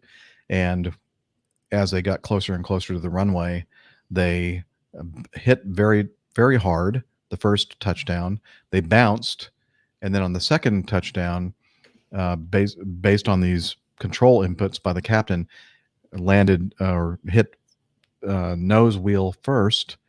And I believe the G loading on that particular touchdown was no less than 5.85 G. Yikes. Oh my God. Well, that's basically a crash. On the nose here? Yes. And then they bounced the third time, and I think that was a 5G touchdown on the third time. It was interesting because they designed the main landing gear system to experience a certain amount of stress before there's some kind of a coupling that basically stops working, like let's go, and says, okay, that's as much force as we can handle, and so I'm going to collapse the gear. The first one didn't do it. The second one did, and that allowed the airplane to settle on the wing box. And I don't know if you remember the video that we showed of, and let me see if I can share that with everybody right now. It's a pretty impressive fire as it's sliding off the runway for the third time. And let's see here. Let me get over here to this and share screen, and we'll find that tab. While you're looking for that, this was at the other airport in Moscow, Sheremetyevo. Okay. Oh, okay. Sure. What does it go? Sheremetyevo. Okay. I probably didn't pronounce that right, but I think Vlad probably recorded that one too, but I don't have that. Sorry, Steph. it's okay. Okay. Help me. So are you seeing the video that Yes. I'm about to hit the play button for? Okay, here we go. So it comes into view. That's already off the runway, comes sliding to a stop. You can see that the main landing gear is not there anymore. It collapsed because that's the way it was designed. After a certain G loading, the shear pin just gives way. And now we're watching the the R1 door, the front right door, and now the front left door opening up and the slides inflating and deploying, or deploying and inflating, I guess is the right order. People coming off the airplane. Of course, we talked about it at the time because we saw not quite a video like this, not with the clarity that we're watching right now, where the people were coming off the airplane with their bags, a lot of them. And then many people died that were in the back of the airplane, and you can see why, because it's basically completely engulfed in flames. Anyway, sad situation. But this is an instance to me where it looked like, you would think that somebody that's type rated on this airplane has experience in their training how to fly the airplane in various modes, like direct mode, and how you have to be very careful of your inputs, etc. Right, Captain Nick? I mean, don't you do that in the Airbus world, and you're in the simulator and they say, okay, you're not in the normal law, you're in the direct law or alternate law, and this is the way the airplane handles, and these are the things you have to be careful about? Well, absolutely, Jeff. And any decent training scheme will include training in all the various modes, and most emergencies that have any kind of complexity to you will often put you in those modes. So, not only do most Airbus guys know how to fly in direct law and even in mechanical mode, they will probably be doing so with an engine out and other problems as well to complicate the matter. So the fact that this pilot didn't seem to be able to handle his aircraft in one of these degraded modes, I find very disappointing. I think he after the first bounce, I think he actually put the reverse into full reverse, and this is while they're still in the air. And now he's in full reverse. So now the reverser doors are opening. And I think the second time around, when they were like 18 feet above the ground, he decided maybe this is a good time to go around. But the power that wasn't there because the reverser doors were still open. I don't know about you, Nick. I'm sure that's the same as us at Acme. Basically, the SOP is that if you initiate the reverse thrust, that's it. You're not going around anymore. You have to keep it on the ground. You have basically committed yourself to, the earth. Yeah. Well, once you got the reversers out and the spoilers are deployed, you're really kind of stuck. You should be assessing your landing prior to that point. And if you think you've done a bit of a bouncer, then, before you end up selecting those things, you should be deciding whether to make it a bolt landing and go around, which is often the safest way to deal with a really bad bounce, because often the second time round is going to be, worse than the first. And the first is usually pretty bad if you've bounced that high. So, it's really the only way to recover the situation is just to hold the attitude, get full power on, and try and fly the airplane out of the situation. But once you've got the reverses in and try and change your mind, well, it's just going to take forever for anything to happen. In the meantime, you're just along for the ride. Yeah. So, basically the setup of this is that they should never have allowed the airplane to fly into that area of severe weather. So they wouldn't have had the lightning strike. It wouldn't have, gone down or degraded to the direct mode. They wouldn't have been in this situation to begin with. There's an indication at the very beginning of this that the first officer was not very comfortable with the fact that the airplane was flying into this area. I think I'm trying to find the quote from the captain that looks like it's going to be a little bit bumpy or shaky. And the first officer says, "Damn it." And he goes, "Oh, it'll be okay," or something to that effect. So he kind of deferred to the captain and his experience.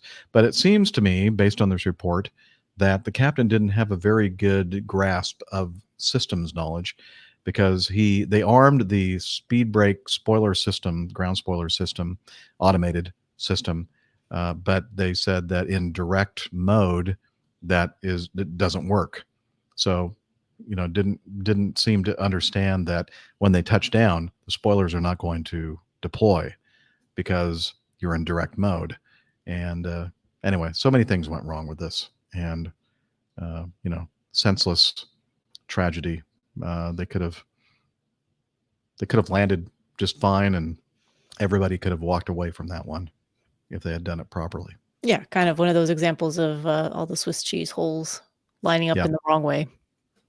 Or the right way. Again, ITSN, look at this report in the show notes and look at all the detail. We just kind of touched upon a few of the items in the report, but it's just another one of those head shakers for me. Yeah. I don't know about you, Jeff. I find it hard to excuse the actions of the pilot by saying this was, a Swiss cheese model, because there are some things that are just inexcusable.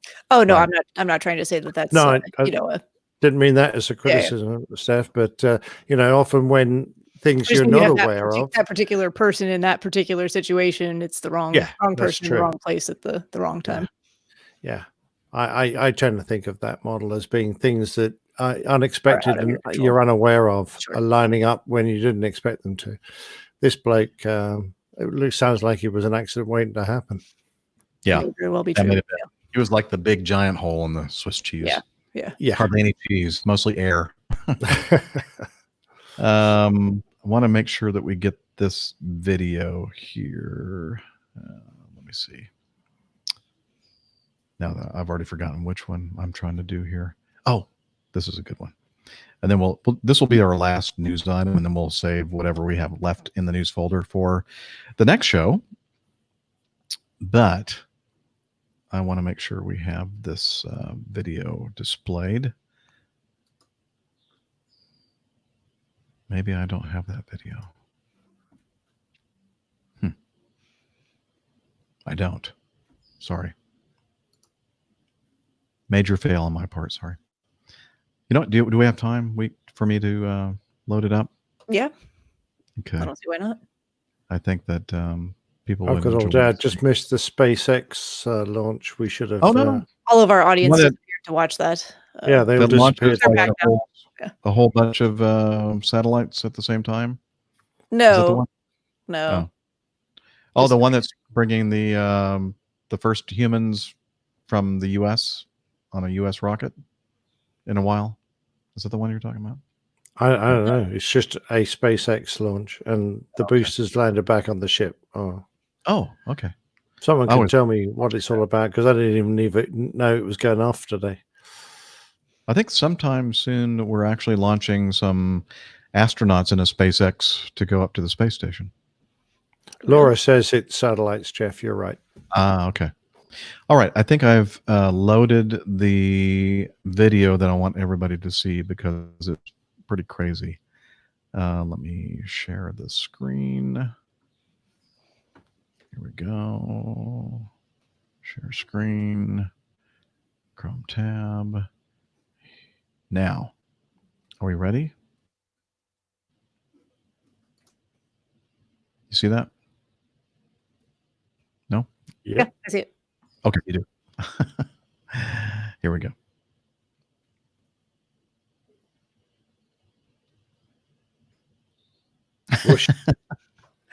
Now we're watching a fighter jet, a MiG-25. Is that right?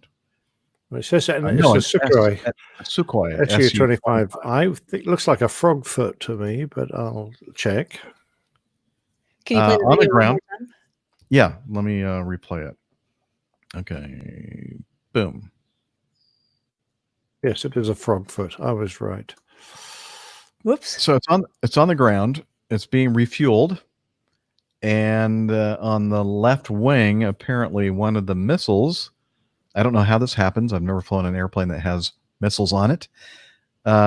Is accidentally launched, fired, whatever you want to call it. This what I'm seeing on the. Can you see this stop frame? Yeah. Still with the blue circle. Do you see the fuel truck and the big giant hole? Yes. It's amazing the truck didn't go up in flames. How did that happen? How did it not blow up? That's amazing to me. Okay, let's because things don't always happen like they happen in the movies. No, exactly right. Nice try, Tanya. It's a frog foot, not a frog foot. Make it sound like a hot dog. A frog footer. Frankfurter. Yeah. So I tell you how that happens, Jeff. Usually the firing impulse for a weapon like that, if it's a rocket, even if it's a sidewinder, is a simple, 24, 12 volt, whatever, impulse into the trigger circuit. So usually it's pretty simple to fire these things. And as we've seen in the past, we would plain tail not long ago. It wasn't plain tail, actually. It was a little bit for the Patreons. Crew log. You just need a loose few volts in the aircraft system fed into the wrong wire, and whoosh, off goes.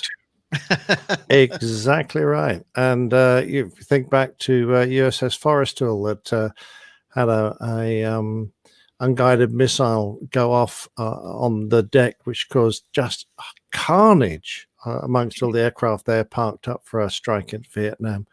These things do happen. The first article that we had when we first heard of this story says, and I'm quoting from this article, let's see, is it barons.com, I think. A bomb, quote, accidentally dropped from a Chadian. Is that the way you'd pronounce that? From Chad? Yes, I've never had to do it before. Well, it's in this article a whole bunch, so pick a pronunciation. So it accidentally dropped a bomb from a Chadian jet onto the home of a senior Army officer Friday, killing 4 people and wounding 2 near N'Djamena. Yeah. Oh, thank you. You know how to pronounce that. Yeah, I've spoken to them on the HF often enough. Oh, N'Djamena. Then further in the article here, it says the plane was taking off when the bomb broke loose. It was sitting there, not moving. No, it was being refueled on the ground, and it was a missile, not a bomb, and it was mistakenly fired, and it went right through a fuel tanker and almost hit a C-130, and then ended up. The true part of this story is it did hit the home of a senior Army officer Friday, killing, I think, about 5 people, 5 civilians at least. Yes. Oh, I'm very overexposed. Ooh, how embarrassing. Yeah, put your clothes back on. Sorry. Didn't mean to expose everybody to that. Let me see what's going on here. I was going to mention something at the next little pause, but the chat room was more concerned first. Wow. What happened there? Yes, Carl asked in the chat room, would it have a safety system? Yeah, most of these weapons, have a minimum arming distance they have to travel before the warhead's armed. It depends how sophisticated they are. So, yeah, it's quite likely that the missile wouldn't have go bang. But the fact is, you've got the rocket motor firing as it goes through the fuel tank. So how the rocket motor didn't ignite the fuel, I don't know. Interesting. And the other thing is that most armed aircraft are given safe headings to be parked on. So the idea is that you point the jet into a safe area so that if something does cook off accidentally, it doesn't like hit a big thing of empty any field in the distance or something. Exactly. That's the ideal. You don't park fuel trucks in front of them. But I guess if you've got to refuel an airplane that's got weapons on, then you're a bit stuck. Although generally speaking, I would have had the fuel ducts parked behind and run the fuel hoses forwards. But what do I know?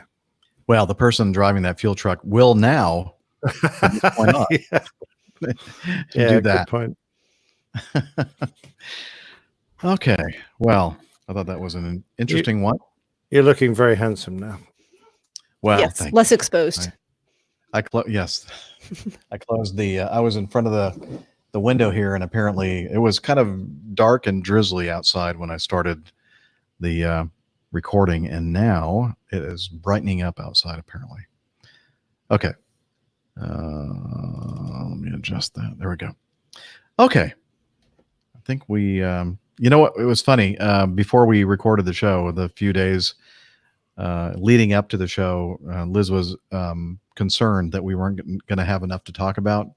And I think I can safely say now that we have so much stuff to talk about in the news and the feedback folder that we're never going to get to everything. So, again, optimism.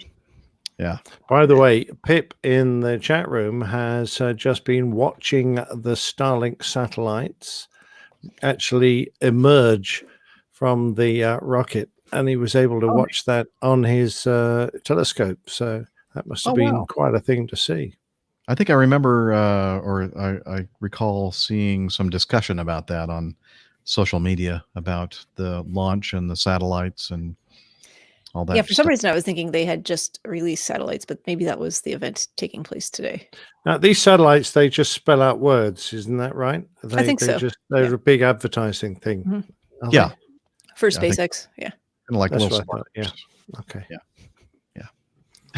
They spell seriously.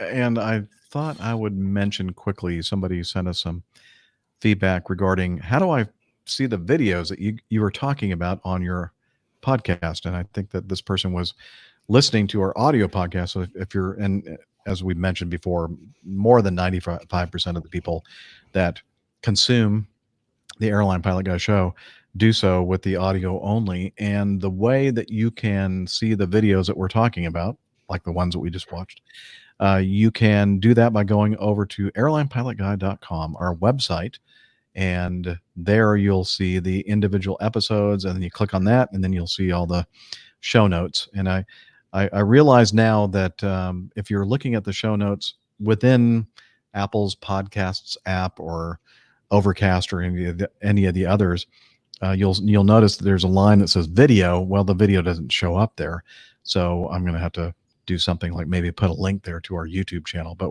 we record the shows on YouTube live streaming and Facebook live streaming, and that's where you can actually see us recording the show live on video. So if that's what you were looking for, that's where you go. airlinepilotguy.com/. I'm sorry, youtube.com/airlinepilotguy. Or I just set it up so that you can go to the airlinepilotguy.com/YouTube site or page on our website, and you can watch the show and see the chat room and all that kind of stuff right there within our website if you'd like. So trying to make it as easy as possible for that.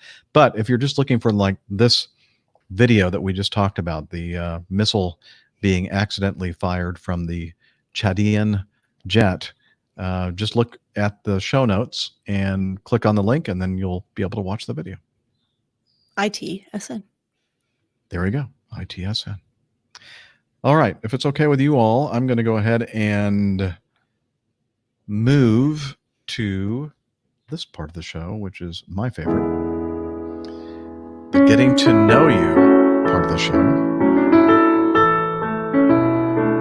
I love that.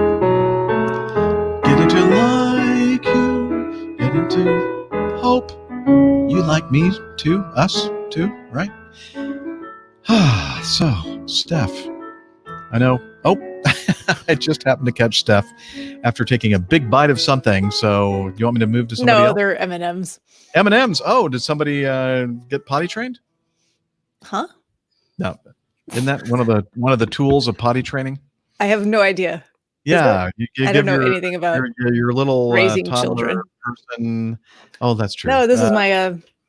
I showed you this I think before we started actually recording. Yeah. Because I've been working from home. I had to bust out my Dilbert.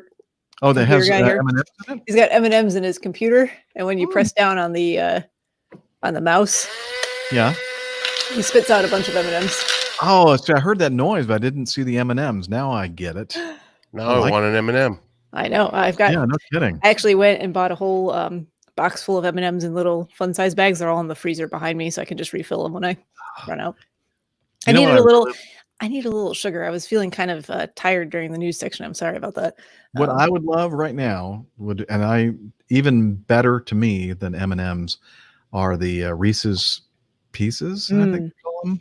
Oh, I love those too. Oh, those are my faves. They're like M&Ms, but they have the chocolate and peanut butter. Just peanut butter in them. Yeah, it's awesome. Just peanut butter. Oh, okay. Reese's Pieces, yeah, just peanut butter. But there are the peanut butter Reese's M&Ms. Pieces. Yeah, Reese's Pieces.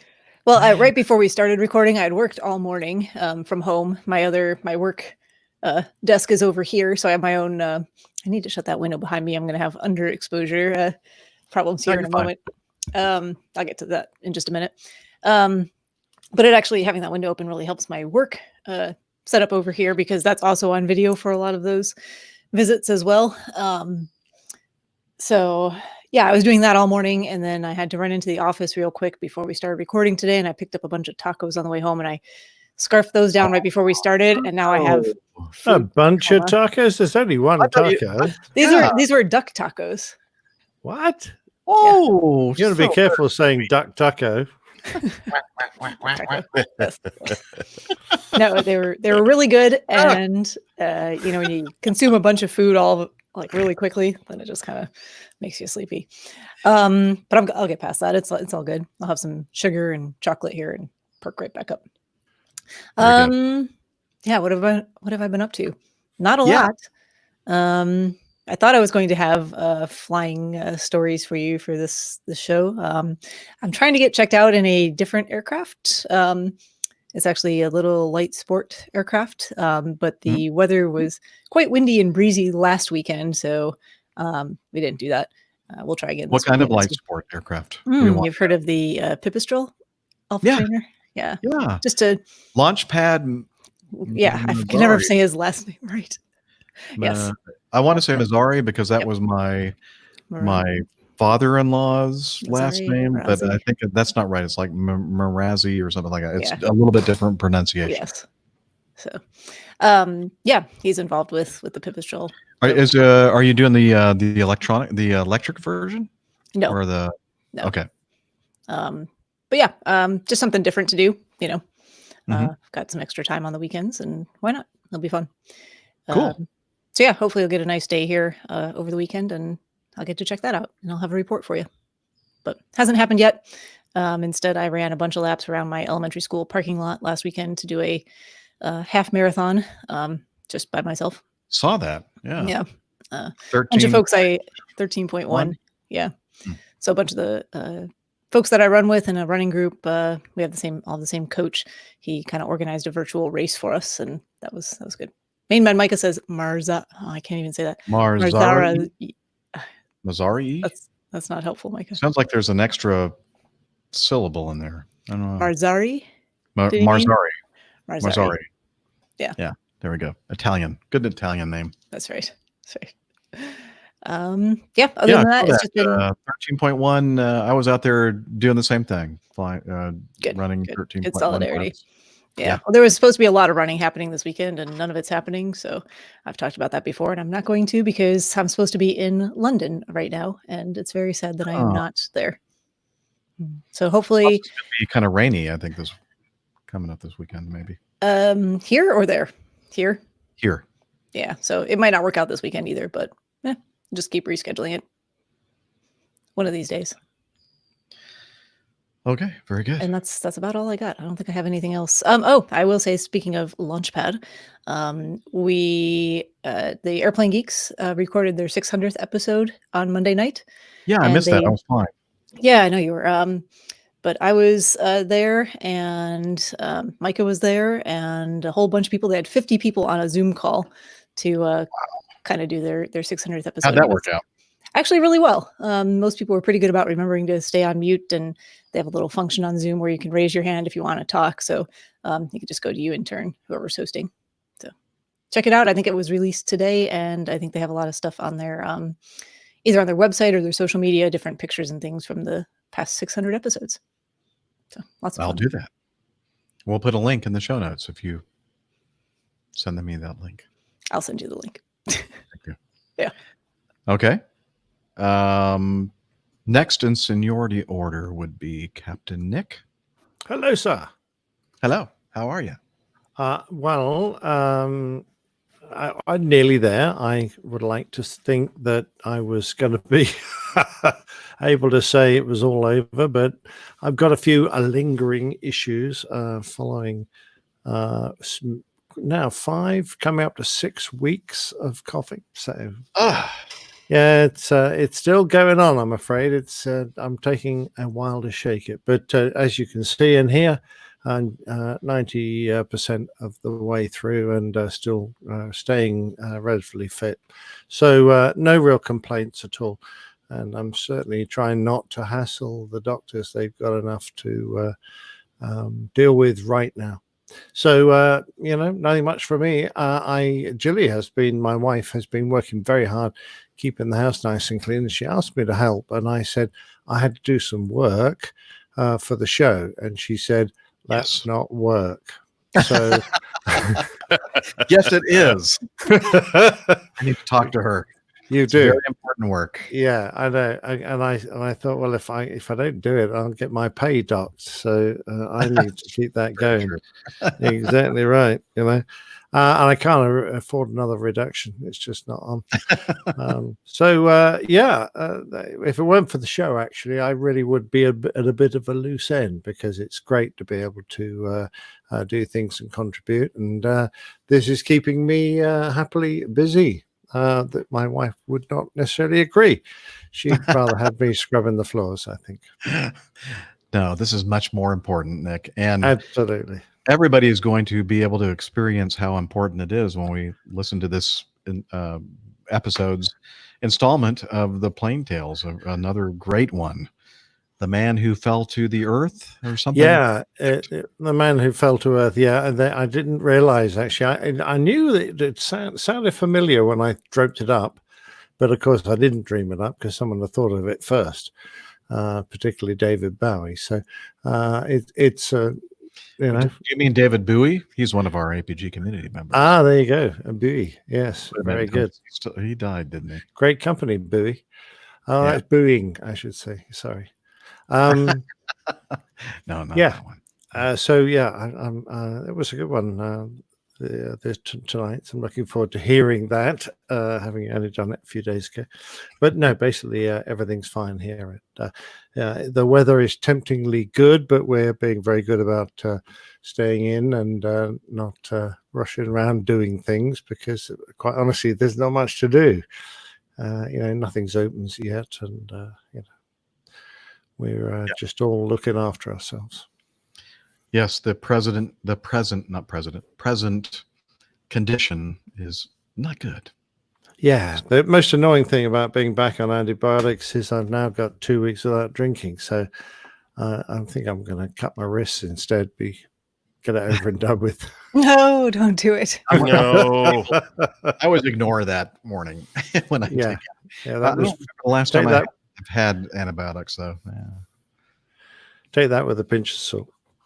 Yeah, and a shot of rum. Well, it just does.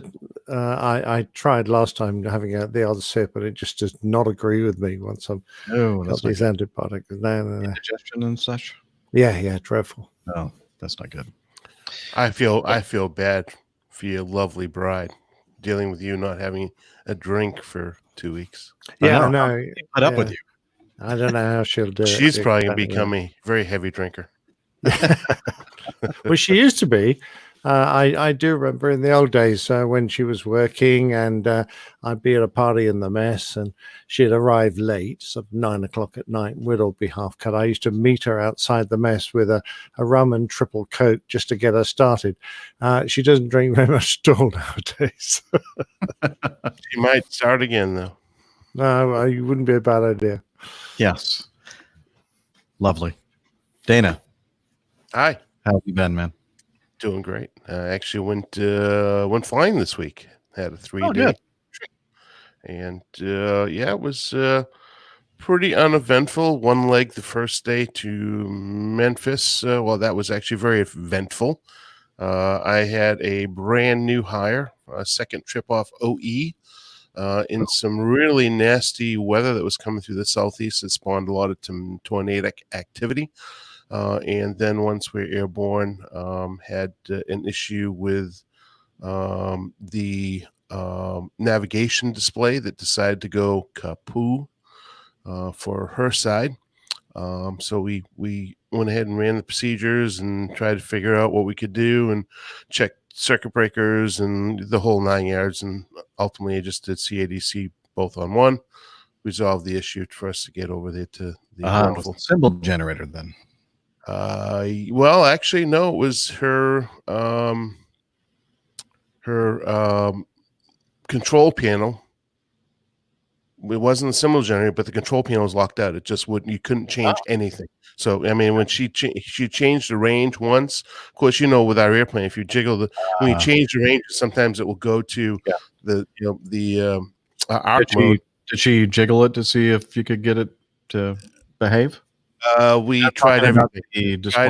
But even just like the nav aid and the airports, the little buttons down below, she couldn't change that. Couldn't change range. Nothing would work. So that's a co-pilot anyway, so it doesn't matter. Yeah, I would say a co-pilot. So no big deal. So it was nasty weather, alternates, and dealing with that type of an issue. Then there's one other issue with it, but I don't remember. One other thing that happened. It wasn't major, but on a very short flight over to Memphis, it was a very busy flight, especially having that I had a relatively green first officer. But truth be told, we're going green. We're going green. We're gonna take care of the earth. We're going green. I'm sorry, you said green? Yeah, a bit. That's what happened. You say green. Newly minted. Okay. So I didn't realize we still had new hires, but I guess we did. And among the last class, and you know what? You would think that with what's going on in the world and the very high likelihood that this individual will be more than likely temporarily displaced after all this dust settles is my guess. I mean, anything's a guess right now. Her attitude was so refreshing. She has such a great personality and attitude and a hell of a pilot. So all around great trip to fly with her. And she, her name is Sydney, and just did a marvelous job. She's had actually heard of our podcast. What? Believe it or not. Wow. So I don't know if she's going to listen to this episode or not, but if she is listening, hey Sydney. Hi Sydney. Hey Sydney. But over, oh my God, I said Sydney and Siri popped up. What can I help you with? Hi Siri. Shut up. So anyways, hey Siri. Yeah. Well, she can't hear you. Other than that, it was a deadhead back to Atlanta, sit for 5.5 hours. So hopped in the vehicle and drove home for a few hours, and ironically, I almost overslept driving back to the airport. Just woke up in time to make a quick dinner and drive back, and then fly to Sarasota, and had a short overnight there. And I said hello to our friend Dean down and let him know that I was coming in, so he kind of looked out for the airplane, and then left and did a Sarasota to Atlanta to Philly turn. And of course, what happens on the absolute last leg? Always something comes up. So a thunderstorm came up over the airport about the same time we were supposed to close the door so that we can go and be on time heading back. And they shut down the ramp. So we were a little bit delayed due to that. Other than that, fantastic trip. Great to be out there flying. Really, really, really, really scary because it's just so quiet. The frequencies, you're so used to hearing so much radio traffic. especially coming down, from northeast down towards the Atlanta. We all follow pretty much the same routing, and we were the only aircraft out there. It was pretty sad. So yeah, it is. It's like flying at 2 or 3 o'clock in the morning. Yeah, but you're flying. You're like in the middle of the day. And direct here, go fast, and and a lot of that brings up some interesting challenges for us because the non-normal operations. I've been flying in and out of Atlanta, not quite as long as you have, Jeff, but I've been doing it for close to 19 years now, be it with Acme and Acme Junior, and it is the operations are just completely different freak, even just. It's throwing a lot of people off. It's throwing us off. You're used to the certain pace of operations, especially at the world's busiest airport. And then when you go in there and it's like you're going to an airport that has a couple of flights that come in and take off per day, you're all those cues that you're used to hearing aren't there anymore. Not at all. We're having people, in greater numbers landing without landing clearance and that kind of thing, because there's just a lot of challenges that we didn't think we'd ever have to. And not only from the cockpit side of things, but also for the air traffic control side of things. Yeah. Things are a lot different frequencies. You get controllers that are not used to operating, especially in Atlanta. I mean, they're operating all the arrivals with one person, right? On all sides. So the radar for me, my internal radar is much higher, and I try to maintain a much higher vigilance to make sure that I'm hitting all of those targets that we normally have our normal cues to.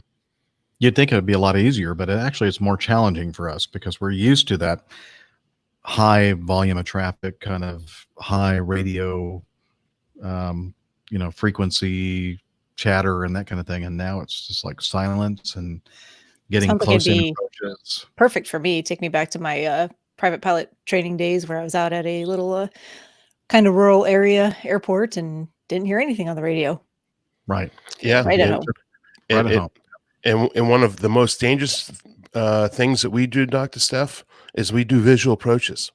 Mm-hmm. And so when you're told 20 miles out from a place like Philadelphia, and you're basically on a dog leg downwind, to the final, not even pointing at the final approach fix, but kind of like at a 45 degree to the final approach fix, and they clear you for visual. It's not something that you're used to. So you start thinking, all right, what altitude should I be at? How should I intercept that? How do I vector myself around, make sure I get stabilized at least 5 miles, have the 5 mile cross the fixed 5 miles, prior to the prior to the runway, and make sure I get everything. It stay in the normal zone, and it worked out well. But there's a lot of thinking going on there, and it's challenging, especially going someplace like Philadelphia. You never get that type of clearance ever. No. And I don't know if you guys saw this. I know I don't see it in our notes, but there was a gentleman that lives up in the Northeast. It came in as an email. I watched the video. I don't know if you saw the YouTube video where he was able to take his experimental aircraft. It's in the feedback folder. It is. Okay, then I will shut up. I didn't see it there. I'm sorry. Don't blow it. But nice teaser. Nice teaser. So I'm just going to leave it at that. But anyways, that's it's great talking about it, Jeff, because that's a big threat to us out there is how slow things actually are, which people prefer it that do general aviation, but we as professional airline pilots, we're used to the much faster pace of things. Faster pace and busier ops and that kind of thing. And the other thing that has been a major threat for us is that we have this system, the TCAS, traffic collision avoidance system, where this thing tries to understand what's happening, doesn't understand what clearances have been issued to the airplanes, and coming into airports, busy airports like Atlanta, you may only have 1,000 feet of separation for the people coming in on the arrival and you departing via the departure. And at normal weights, when we have a lot of passengers on our airplanes, the rate of climb and rate of descent, that kind of thing, is much lower. But now you have 5 or 10 passengers on the airplane, you're basically empty. And these airplanes are really performing a lot better than you're used to. And the climb rates are super high. And so that's something we have to think about. So there's somebody coming in on the arrival, and I briefed, my flight attendant. I briefed my flight attendant. No, my first Congratulations. And it starts with an F. Give me a little bit of credit.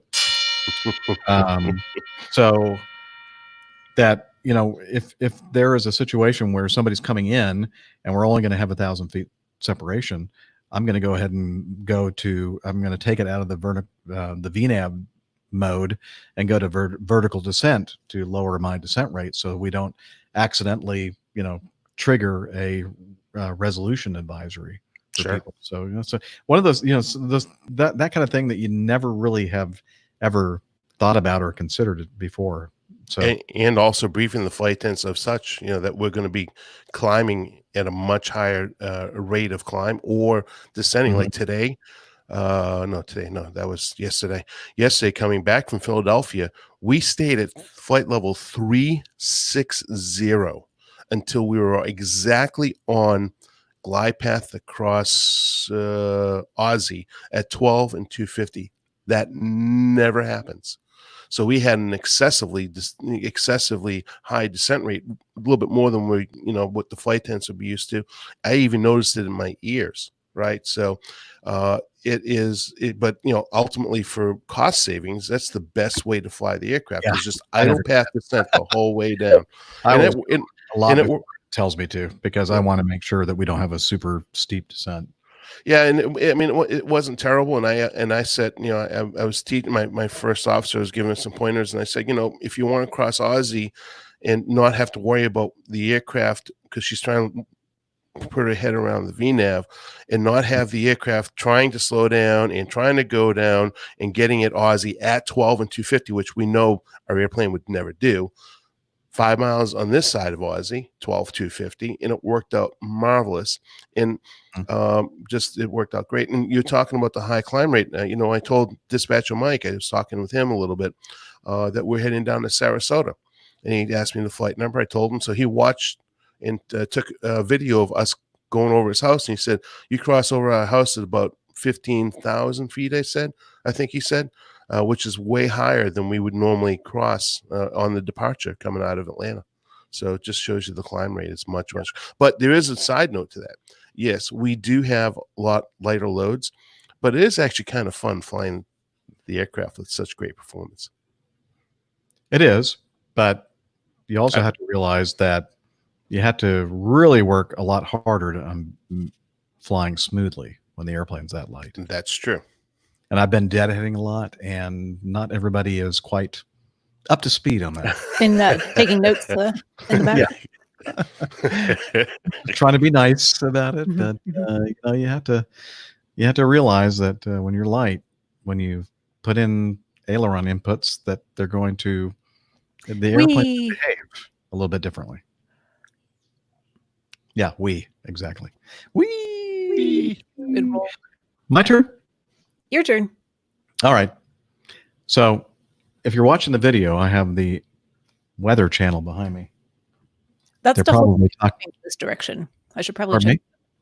I said that stuff looks like it's heading my direction. Yeah, I should probably take a look at that.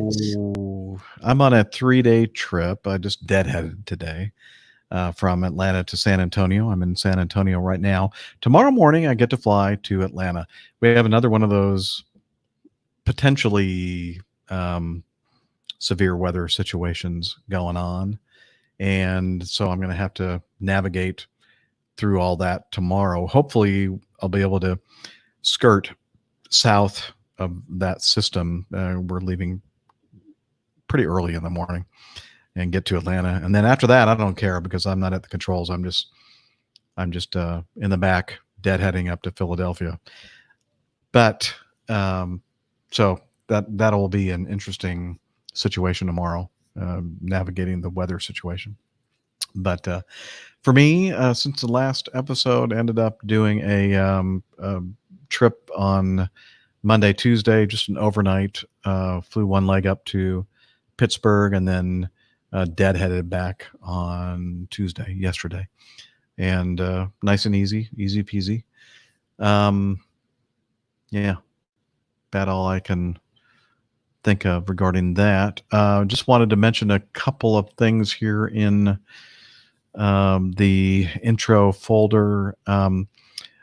Wonderful thing, part of our wonderful aviation podcasting community is the Plane Safety Podcast, and Pip and Captain Al and many others in aviation podcasting world ended up doing a pub quiz, but it was Pip's Plane Safety Podcast, who is the one that basically ran the thing. Our own Captain Nick had a segment of the pub quiz. This was difficult. Yeah, it was very interesting, though. I've never seen anything like that. It was mostly an oral kind of. Yeah, I'm good at oral. A-U-A-L, not O-R-A-L. Oh, okay. Sorry. Yeah, something entirely different. Yeah, where's the? It was actually, it was very good, and thanks to the BT UK guys, of course, because Matt was there actually doing Matt all the stuff behind the scenes. Yes. He is a brilliant technician, an IT guy, and I'm trying to find brilliant. Here we go. Brilliant. And anyway, it was very, very good. I wasn't there for the whole thing live because I was flying, but I was able to watch the replay of it, and I'll put the link to that in the show notes. You can take part in the quiz. Very, very fun. And I learned several things on the quiz. I learned that if I'm not there, people are not very nice. If you're not there to defend yourself. I know. I was like, wow. Easy target. I thought I had friends, but apparently not. No, we don't like you.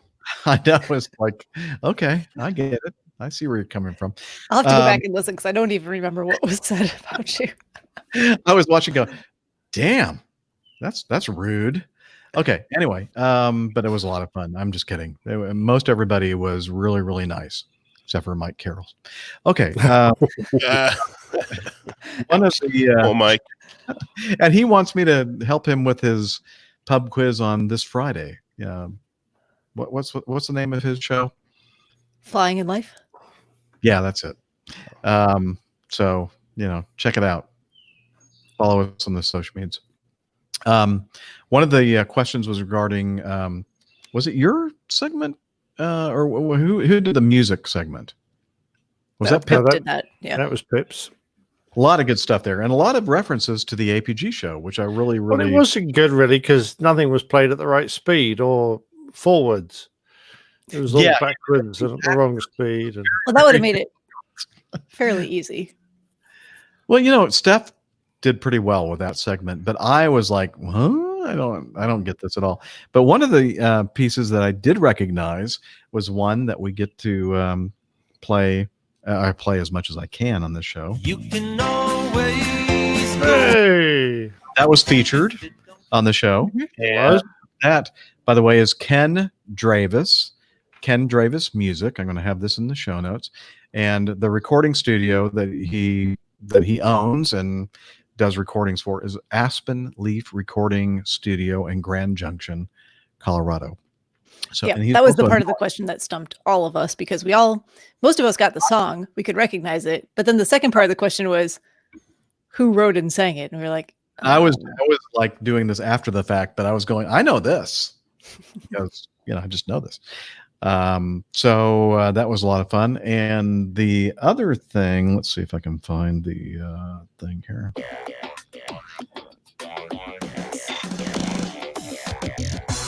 Captain.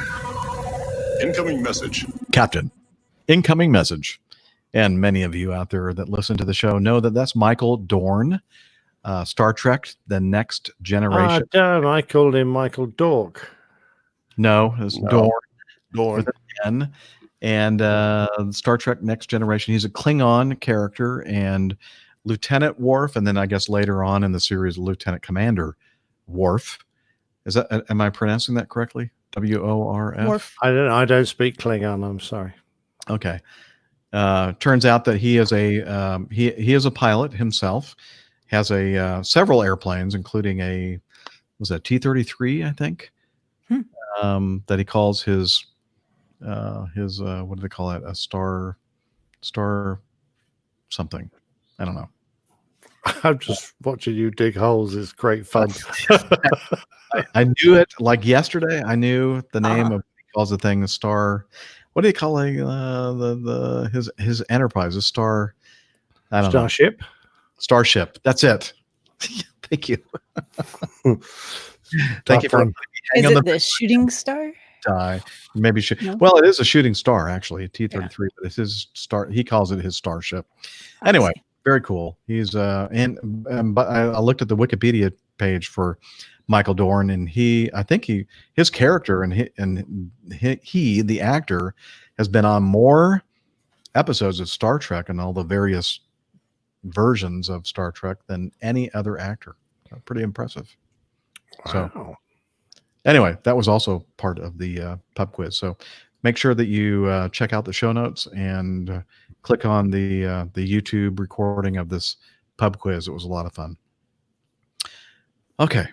And that's all I have for my part of the Getting to Know Us segment. And I guess now we can talk about coffee. And I just realized that I didn't set that up at all for this. You played it earlier. It looked great. I played the coffee fun, but I don't remember we have some new the actual names Patreon, and we have some contributions, and I didn't have time to put all that together. So I'll put that all together in post. And Liz just said, fix it in post. Sounds good to me. And what would really sound good to me at this moment would be to do a little pause so that I can use the bathroom behind me because I really need to pee. Hey, before you do that, did you see Liz's note that we're just about at 2 hours? Holy crap, you're kidding. Nope. She was fretting that we weren't going to have enough stuff. So she was wondering if you just wanted to launch straight into Plain Tales. Sure. I could do that. 2 minutes to 2 hours. Yeah. Okay. Why don't we do that then? Here, let me go over here to this. Thank you for paying attention, Steph. That's what HR does. Yes, that's true. All right. And let me go to current show. All right. Guess what? It's time now for the best part of the show, which is, of course, everybody knows, the Plain Tale. And this episode is called The Man Who Fell to Earth. 5, 5, 4, 4, 3, 3, 2, 2, 1. 1. The Old Pilot's Plain Tales. The Man Who Fell to Earth. 53 years ago, a man fell to Earth. He came from space, having survived the appallingly hostile conditions that exist there.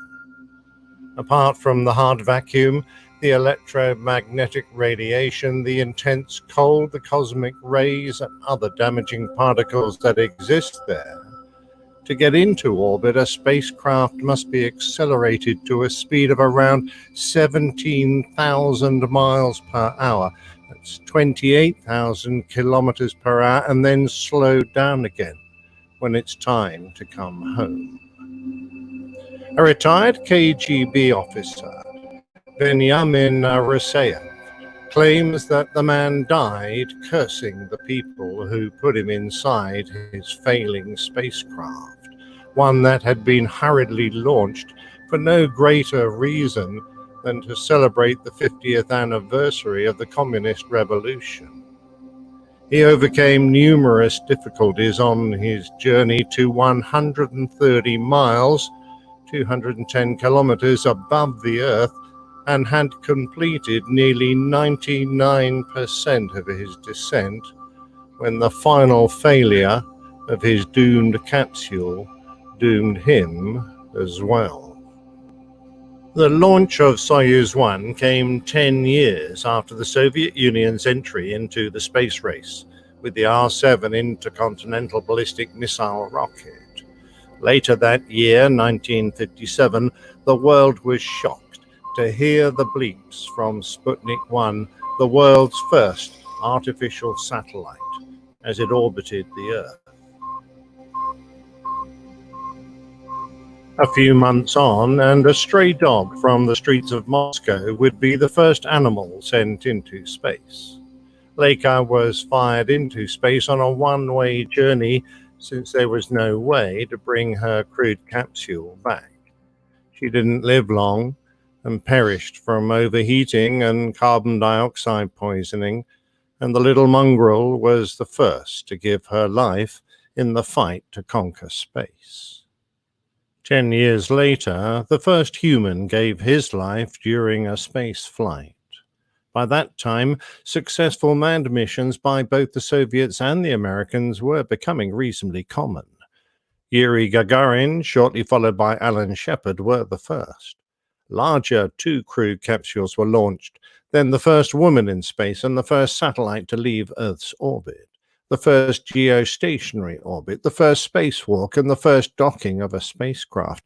Achievements were coming thick and fast, and all driven at a race pace dictated by the competition between the two superpowers. Then came the mission of Vladimir Komarov aboard Soyuz 1. Komarov, a highly qualified engineer, fighter pilot, and test pilot, had been the backup cosmonaut for several previous missions, but finally got his chance when he commanded Voskhod 1 in 1964. This was the seventh Soviet crewed mission, and due to limitations of weight and size, the occupants flew without spacesuits. They even had to diet so they could fit into the tiny capsule, which was basically the same as the single-seat spacecraft that Gagarin had used on the first manned space flight.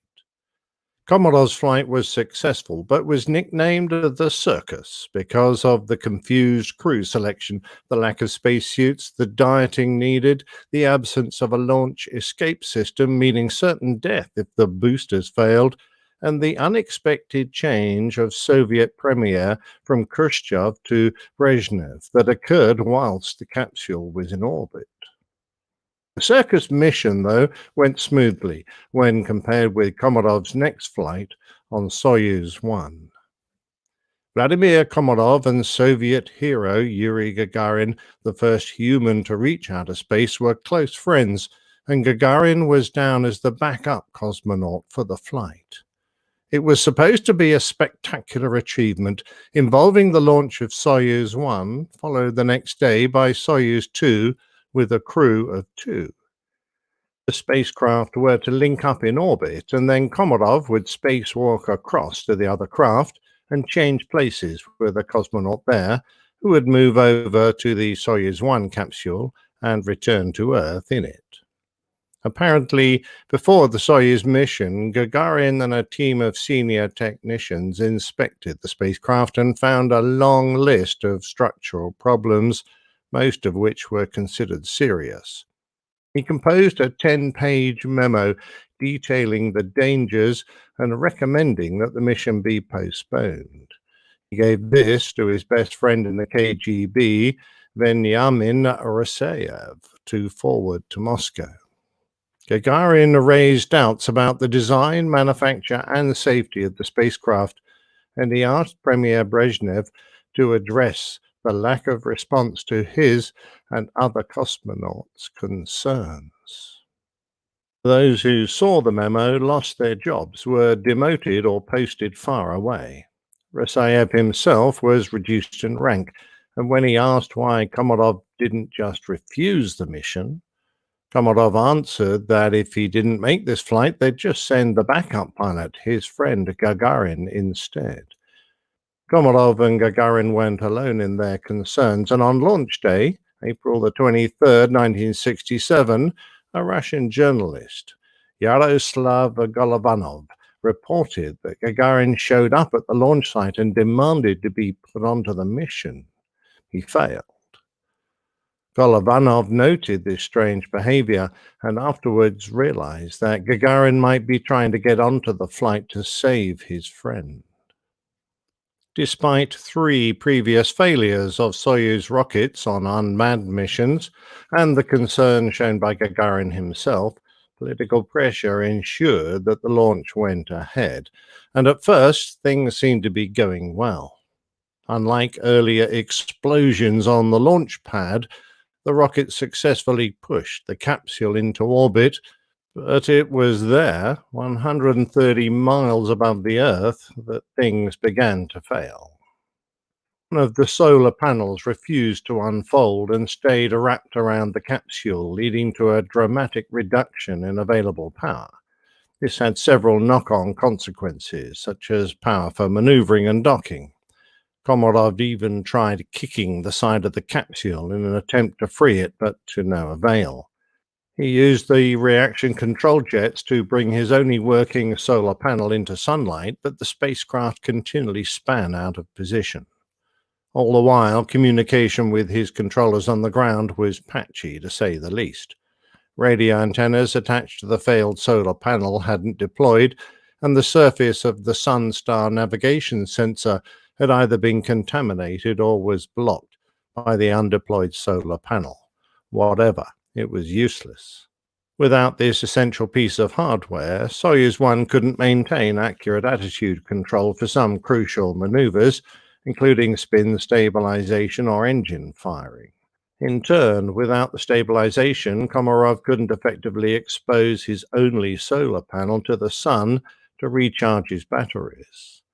Soyuz 1 mission was effectively a failure, and finally the decision was made to cancel the Soyuz 2 launch due to thunderstorms.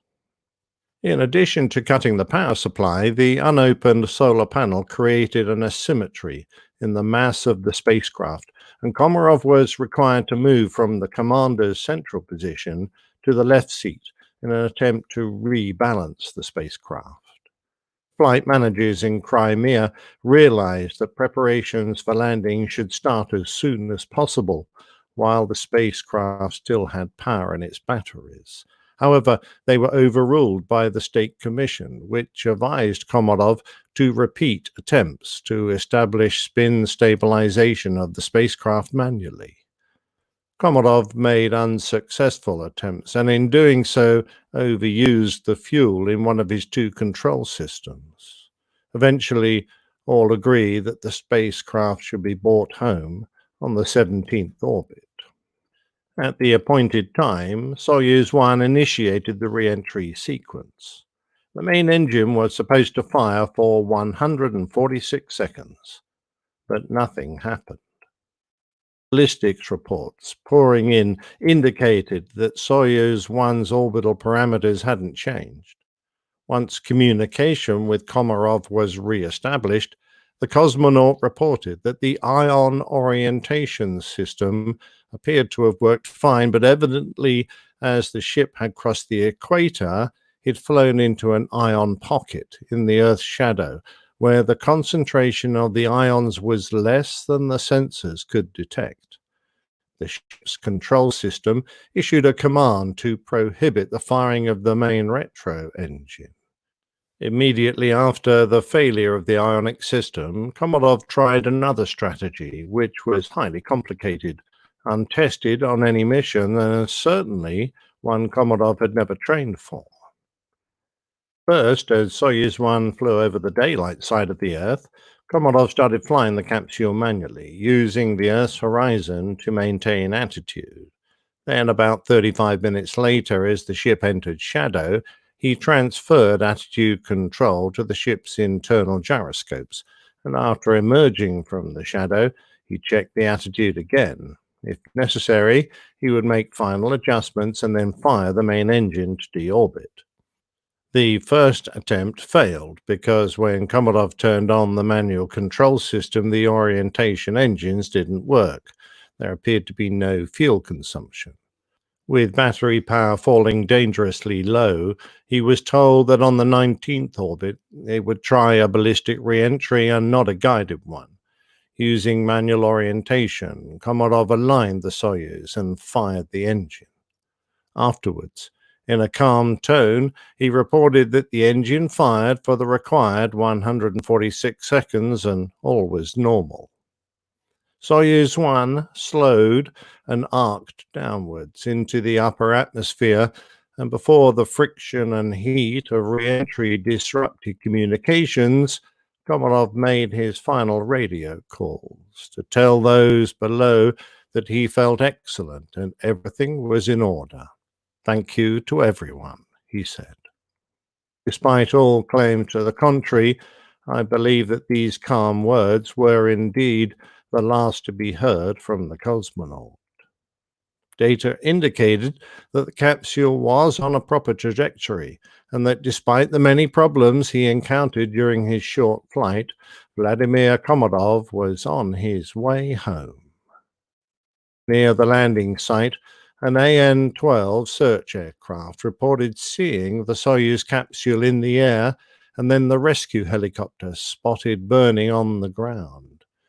Later it would be established that as the capsule tumbled through the atmosphere, its drogue chutes deployed, but then they failed to pull out the main parachute from its container.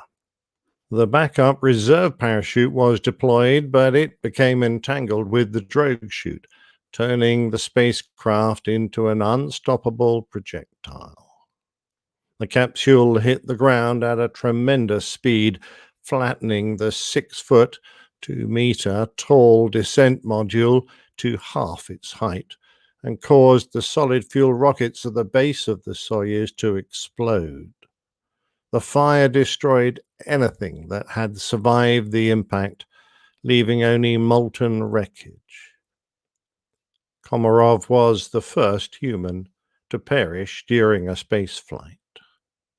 The exploration of space has been one of man's greatest accomplishments, and it's testament to the skill of the technicians, engineers, scientists, and pilots on both sides of the Iron Curtain that it was achieved with such success. To put it into perspective, in 1967, the same year as this accident, around 79 aircrew in the US military and 62 in the Royal Air Force died in aircraft accidents, flying in an environment that we know well. The death of Vladimir Komarov was, of course, deeply felt in the Soviet Union, but his bravery was also honored by American astronauts. Apollo 15 left a plaque and a tiny figure of an astronaut on the moon to honor all those killed whilst reaching for the stars, including Komarov.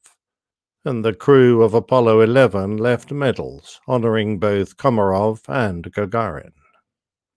Of course, the pinnacle of the Cold War space race was the moment Apollo 11 landed on the surface of the moon. Tranquility Base here. The Eagle has landed. With only one way to return and rendezvous with their command module, failure was always a possibility.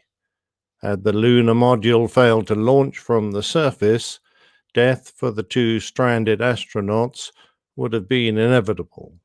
And if such an event occurred, the president had a speech prepared that echoed a poem by Rupert Brooke to give to the waiting world. Fate has ordained that the men who went to the moon to explore in peace will stay on the moon to rest in peace. These brave men, Neil Armstrong and Edwin Aldrin, know that there is no hope for their recovery. But they also know that there is hope for mankind in their sacrifice. These two men are laying down their lives in mankind's most noble goal, the search for truth and understanding. They will be mourned by their families and friends. They will be mourned by their nation. They will be mourned by the people of the world. They will be mourned by a Mother Earth that dared send two of her sons into the unknown.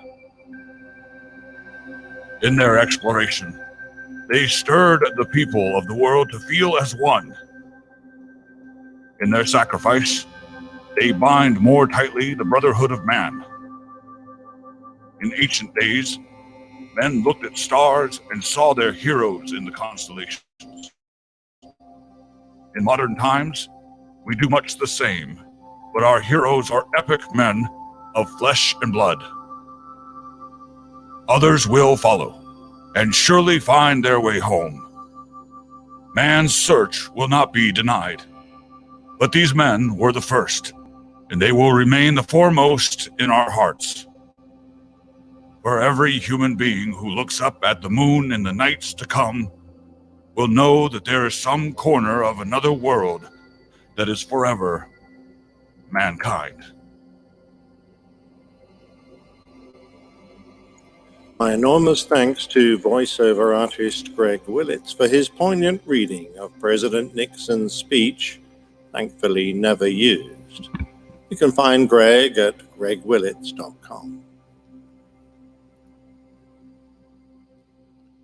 And at Greg's house, not too far away from where I live. I suppose that would be the other logical place to find him. Yes, that's where I would look for him. Awesome. Wow, that was just another amazing plain tale. You keep just outdoing yourself.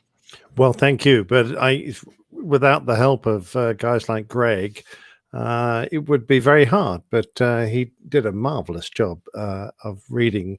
And actually, it sent, when I first heard it, and it still now sends a bit of a shiver down my spine as I realized that the president would have read this while these guys were still alive. I know. They were just like stuck on the moon. Yeah, and there's no way to get anything there to save them. No, they weren't going to live very long. And they had a kind of euphemism for them committing suicide or euthanizing themselves while they're on there. And I think they just called it, they were going to shut down communications. And that was going to be the kind of code word that they were going to stop public broadcasting from the moon. And I guess these guys were just going to do whatever they were going to do. But it really does. It never dawned on me that they would have, I mean, it makes sense that they would have some kind of an idea or plan if something like that happened. Yeah, it was. I found that speech in the memoirs of one of Nixon's speechwriters who penned it just in case, as they did. Wow, very powerful. And he played such an amazing role in the race for humans to space, and I guess it was inevitable that someone would have to be the first person to lose their life. That's right. Of course, the accident on Apollo 1 happened a little earlier in the year, but this was the first death that occurred actually on a mission. And of course, if I'm right, looking at my watch, it is going to be 53 years tomorrow. So, wow. Yeah, good timing. Very good timing. Well, I guess we could say that likely it was a very quick death. Oh yeah, for sure. But and he wouldn't have had even much time to realize really, because and he's done such a damn good job getting through all the other failures. Yeah. To finally orientate the spaceship, slow it down, and get it to the point. And I think it was a barometric switch in the main parachute that caused the failure of the main chute. Then Steph knows all about what happens if you don't manage to get rid of your main chute and you try and use secondary chute. Well, you don't want them to get entangled, and that's certainly what sounds like what happened here. Yep. And 2-out parachute is not a great situation, but a little bit different in this case than what might happen with a parachutist with 2 parachutes out at the same time. Yeah, there were some pretty gruesome pictures. They recovered what was left of his remains. I heard he requested an open casket funeral. Yep, that's exactly right. And all that's left is a charred mess. A couple of feet long and 6 inches high. Really, there's really just nothing left certainly nothing that's even recognizable. I'm surprised they were able to find anything, with the explosion of the solid rocket boosters and everything else, and just the sheer G-force impact. Wow. Well, thank you, Captain Nick, for... Yeah, I don't often do space stuff because it's outside my field, but and the Russian stuff is quite hard to fathom from what information you can glean. It's very hard to get an English translation. But what annoyed me was, of course, that this bloke had written this book, and I'm not even going to mention his name, but he was the one that said he died screaming and cursing the Soviet Union. And I don't believe that was true at all. And I think it's just... Yeah, how would he know that? Yeah, exactly right. Because there was no radio communications, and even if there had been a tape recorder on board, it would have been destroyed. So there is no way. It doesn't seem like that would be the kind of thing that this man would have done. I don't think so either. No. All right. Let's move on to our feedback item. Well, we're going to start. Oh, wait. We haven't even formally gotten into the where's feedback. Wolf? So here we go.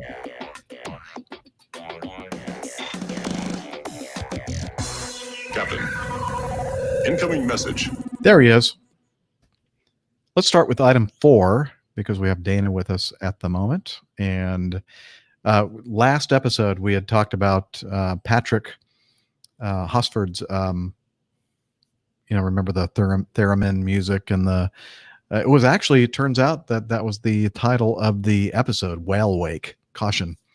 And he talked about the path that he was on and et cetera. And he had he's a wonderful photographer, and he had that picture of the bird. And I was thinking, to me, it looks like an eagle.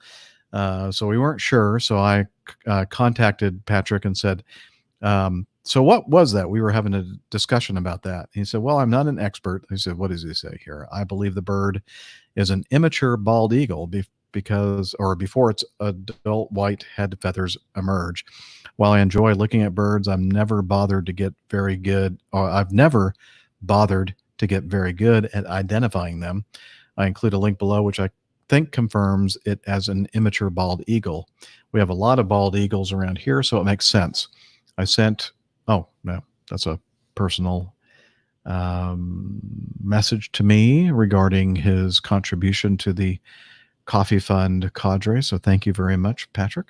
Okay, I've got a question. We're pretty immature, but our feathers haven't changed, or our hair hasn't changed color. How come if you're an immature eagle, how come you get different colored feathers? How does that work? I did some research because I was a little,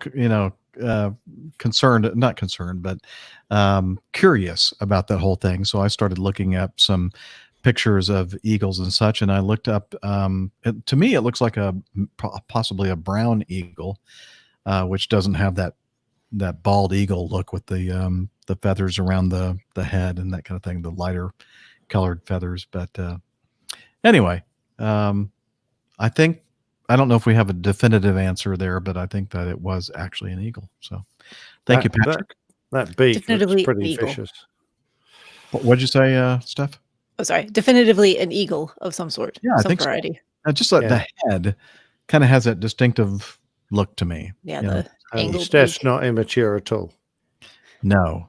Well, I think. Well, it might be. There. Never mind. Not going to go there. I recall a text earlier in the week. Aren't you supposed to be the adult here? In reference to.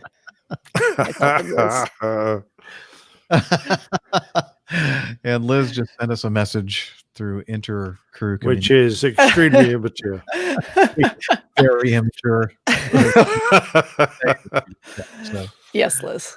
yes. Liz. All right, let's move on before we get into too much trouble with item number 5 from Julie. And she says, hi, everyone. Another little something. I'm on a roll this week, she says.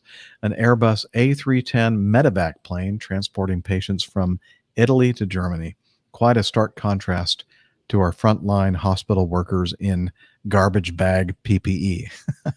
Stay safe, nose up, flaps, etc. Julie in Portland, and so she sent us a picture or a link to a Twitter post, and it has a picture of the here. You know what? I think I have this so everybody can watch it. If you're watching the video, I will go ahead and looks like It's already there. Has already put it there. You're awesome, Liz. Thank you. There's the picture of the inside of the A310 as an ICU ward, I guess. Pretty impressive. It is, isn't it? Yeah, I don't know if it's. I'm surely it's an ICU plane. It's a little hard to tell what kind of equipment's going on in there, but certainly looks very well equipped to transport very ill passengers or patients from one place to another. Yes, and you're right, Julie, is much more impressive than wearing the garbage cans or garbage Garbage bags. Yeah, garbage bags, whatever. Those garbage cans are a little bit Sesame Street. Garbage cans would be really, really bad. Okay, so let me go here with the guidance from Liz. She had a suggestion for me. Let's do. I've got a few suggestions for you as well. Yeah, I don't want to hear yours. That's the meeting after the show again, Nick. Yeah, especially after Pip's pub quiz, I heard a lot of. Let's see. Item 6, Mike, and I think we had somebody else also send at least one other send us. This is what Dana teased earlier. If you were getting to you. Exactly. Mike says, since everybody on the crew has experience with all 3 of these airports, I thought they'd get a kick out of this flight. Apparently done around this Easter. Flight starts around the 5-minute mark.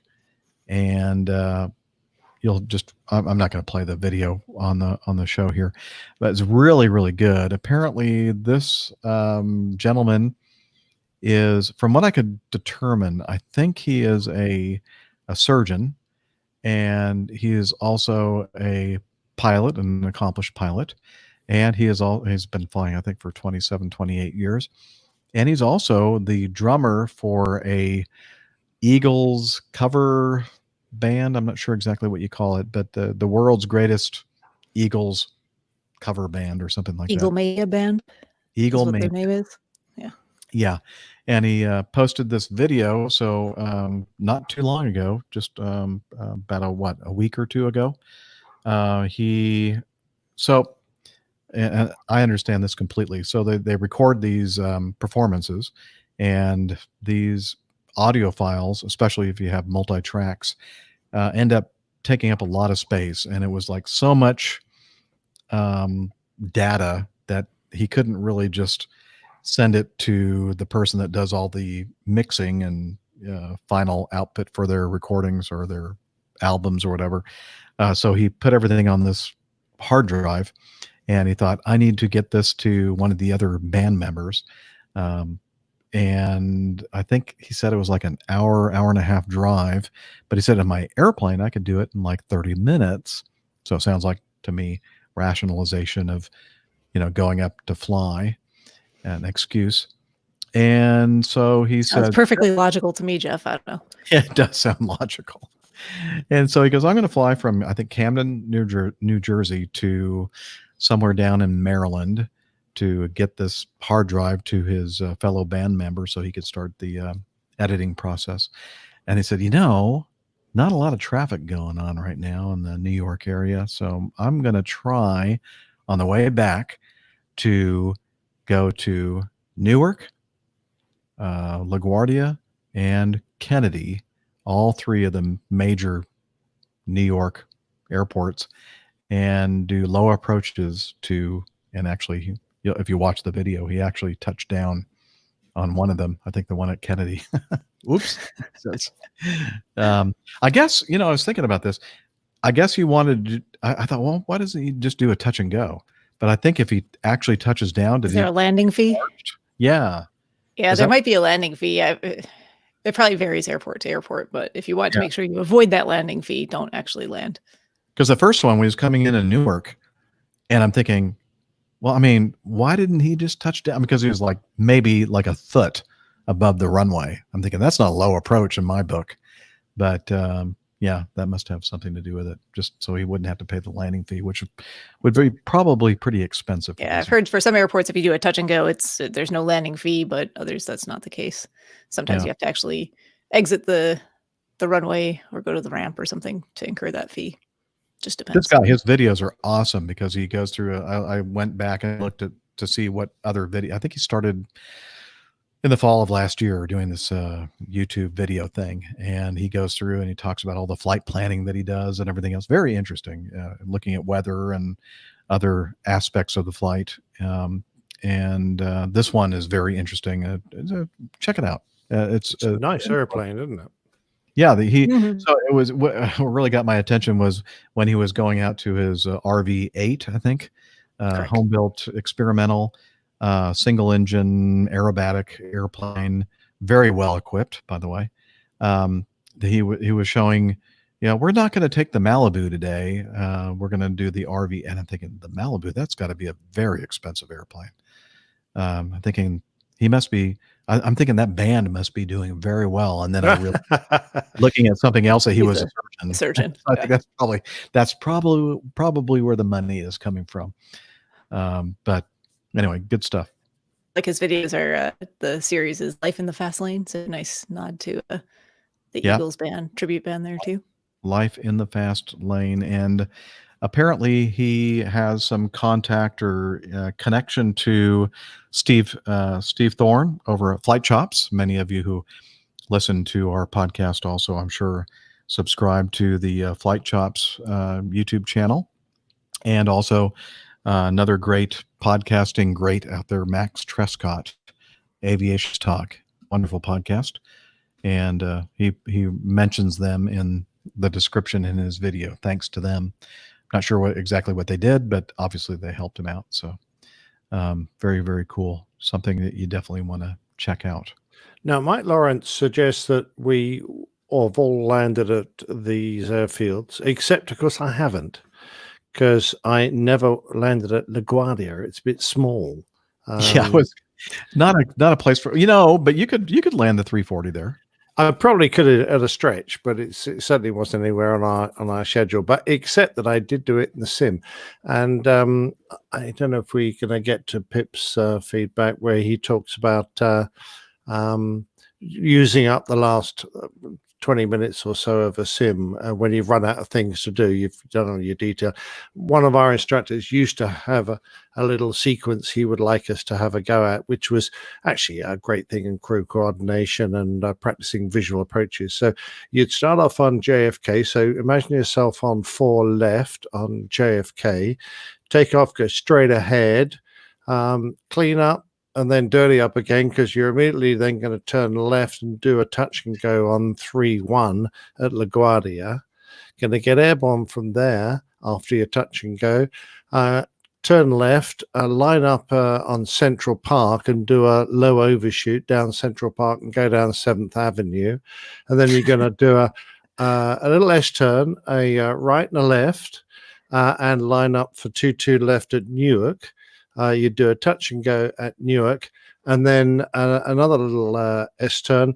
You come left and then right to do a landing on 1-3 right off of Canarsie back into JFK. And it would take about, I think, 10 minutes probably to do 1, 2, 3, 4 approaches if you did it right. That sounds like a fun game. It was a very fun game. It was kind of a nice segue into Pip's feedback there. Yeah. If you wanted to. I could do that. But before I do, I want to say that I know that the 340-600 could easily land at LaGuardia because we used to fly the L-1011 there all the time. All right. Okay, cool. 600 was bigger. Moving over to...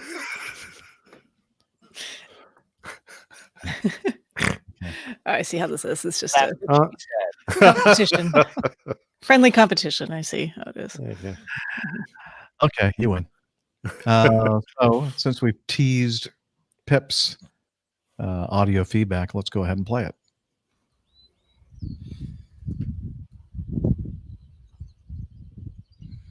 Hi guys, I just was holding off a second beginning my ramble. I was wondering if you'd hear the birds chirping away in the background. The birds are loving this lockdown. I'm glad somebody is. Anyway, just out for a run, thought I'd take a pause and provide some feedback on something Rick was talking about actually on the last episode. He had a fun conversation about being in the sim and doing, some fun activities. Rick was telling us about this guy who, in order to get current, would do this exercise where you go off 300 feet and within 3 nautical miles of the airfield and do all kinds of silliness. Which reminds me, we, at my company, well, as of today, my company, by the time you get this feedback, I've no idea. But we often get to do some silly things, play some silly games at the end of a training session. They've got this thing, at my company, if you finish the sim session with time to spare, they can't let you out early or not too early. The sim instructors were getting in trouble for letting people out sort of 40 minutes early when the sim is paid for the full 4 hours. So anyways, we'll often, if we finish up early, the sim instructor will say to us, is there something else you want to do, something you want to repeat, or some fun exercise that you'd like to do? And we always manage to dream up something fun. The standard go-to one that I really like, and I think I have a video of this on my YouTube channel, it's the Philadelphia game. And I'm wondering if you guys have done this one or something similar. The Philadelphia game's great fun. As you know, Philly has 3 parallel east-west runways and a north-south runway. The game is a time trial, a race. You start on the southerly runway, you take off, sidestep to a touch and go on the center runway, another touch and go on the northern runway, and then circle around to land southbound on the 4th runway. And the object is to do it as quickly as possible. I seem to get beaten every time I do this. I think my record's like 2.5 minutes or something.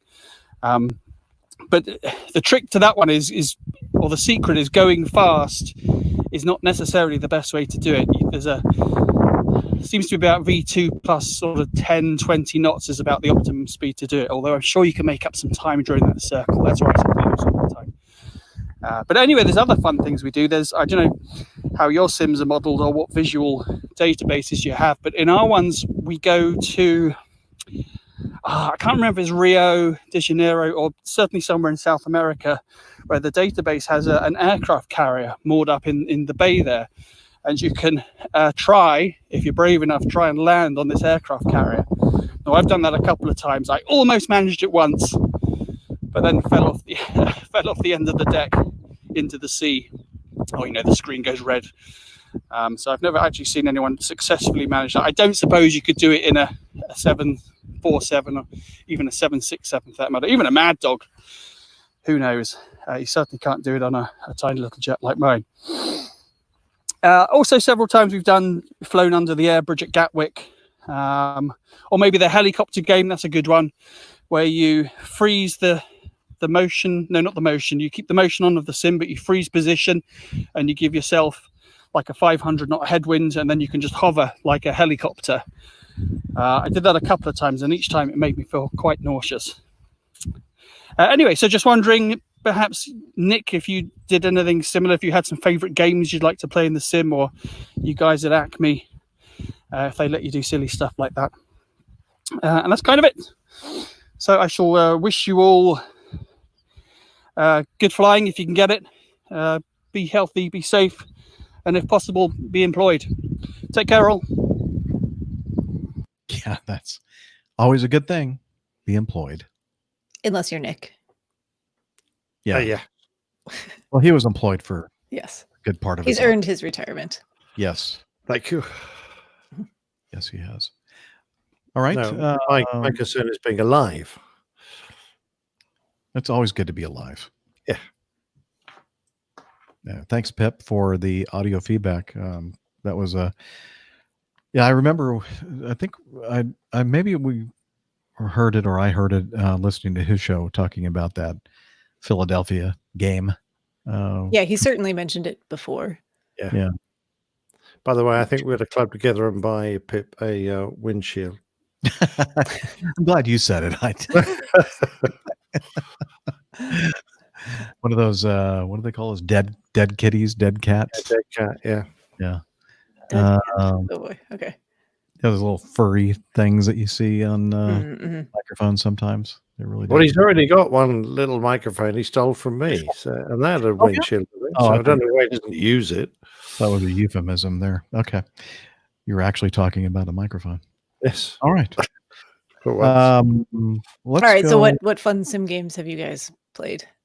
You know what? For me, and I've mentioned it many, many times, we can't wait to get out of the simulator. We don't prolong our simulator session any longer than it has to be. Fortunately, the company that I work for is the company that owns the sim, so we don't have to stay in the last minute because the company owns the sim. So yeah, I've not done any fun things like that at all at Acme. Nick? Me? Yes. What? No, you. Any simulator games? Oh, I told you mine. Oh, I'm sorry. Yeah. The other was you had to fly under Sydney Harbour Bridge, having come down the harbour, so from the seaside, under the bridge. And as you went under the bridge, and you had to be really careful because as the cockpit went under the bridge, you had to just pitch up a little bit because otherwise the top of your tail dinged the bottom of the bridge. And then you get 4 engine failure. All 4 engines would fail. And you had just enough energy to pitch up, do a 90 left, dirty the airplane up and land at Sydney, if you got it right. So that was a dead stick landing. That was good for a laugh. Good for a laugh. Yeah. And by the way, we did try flying in the sim under the bridge at Gatwick Airport, and it doesn't. The 340 won't fit. Not enough. Not enough clearance there. No, Yeah. we tried a few times. Did you ever try to fly under the bridge over the River Kwai? No, haven't done that one. Yeah. Yeah, we did have a little bit of fun in the Hawker simulator at Farnborough that one year as well. That was fun. Mm-hmm. Okay. What did Pip have you do there? Was it anything special? Well, Steph got to land at Charlotte and passed by my house. home. And you forgot to put your gear down, didn't you, Jeff? Well, that's not entirely true. We did not forget about the gear. We just didn't realize that required a system that had failed. Yeah, he gave me the Sully scenario of the Miracle on the Hudson, and I made it to the runway at LaGuardia runway. It was a 1. very nice gear up landing. Yeah, but at some point I realized, okay, I need to put the gear down, but the engines aren't on. Do we have hydraulic pressure I didn't know what the procedure was to lower the gear. I thought, well, what the heck? And then he said, well, the airplane is designed to land gear up without damage, so no problem. Well, okay. Without damage? Yeah. Without a lot of damage? No, like very minor damage. I mean, I remember talking about a landing in a Hawker at Palm Springs last year. Where they landed gear up, and I believe somebody, maybe Pep, said that the thing was kind of designed that it can handle that with very little damage. Yeah, I didn't know that at the time. I just didn't know how to get the gear to come down. I think we did put the gear handle down, but and nothing happened. Yeah. And Nige has reminded me that I flew a 777 sim belonging to his old airline under a bridge in Hong Kong. That worked out. Yeah, it all went very well, except I broke the sim trying to do a landing into Kai Tak and make the very first turnoff, which in a 777 was painfully ridiculous. But because I attempted it, still doing about 100 knots, it broke the sim. Oops. The sim didn't exactly come off its jacks, but it all went dark and it sulked in a very strange angle. The landing gear just can't handle that. Yeah, the brakes. You're right. Okay, I'm going to go all the way back to feedback number 1. it was several episodes back, I believe, Steph, wasn't it, when we were talking about the It color? was a couple episodes. Yeah. I don't think we. I think John Mann is the guy that sent in the initial question regarding color blindness that set the whole thing off, and then he sent in some follow-up email, and Liz and I weren't sure if we ever did cover this one or not, or if it got lost in the shuffle. Do you remember if we did or not? I don't recall covering this particular one. No. Okay, so just quickly, he says, thank you to everyone for their humor in regards to my email. The dream of me flying as a commercial pilot has well and truly passed me by. I'm 41 years of age now, 3 young children. So taking on my dream into aviation is but a distant dream now.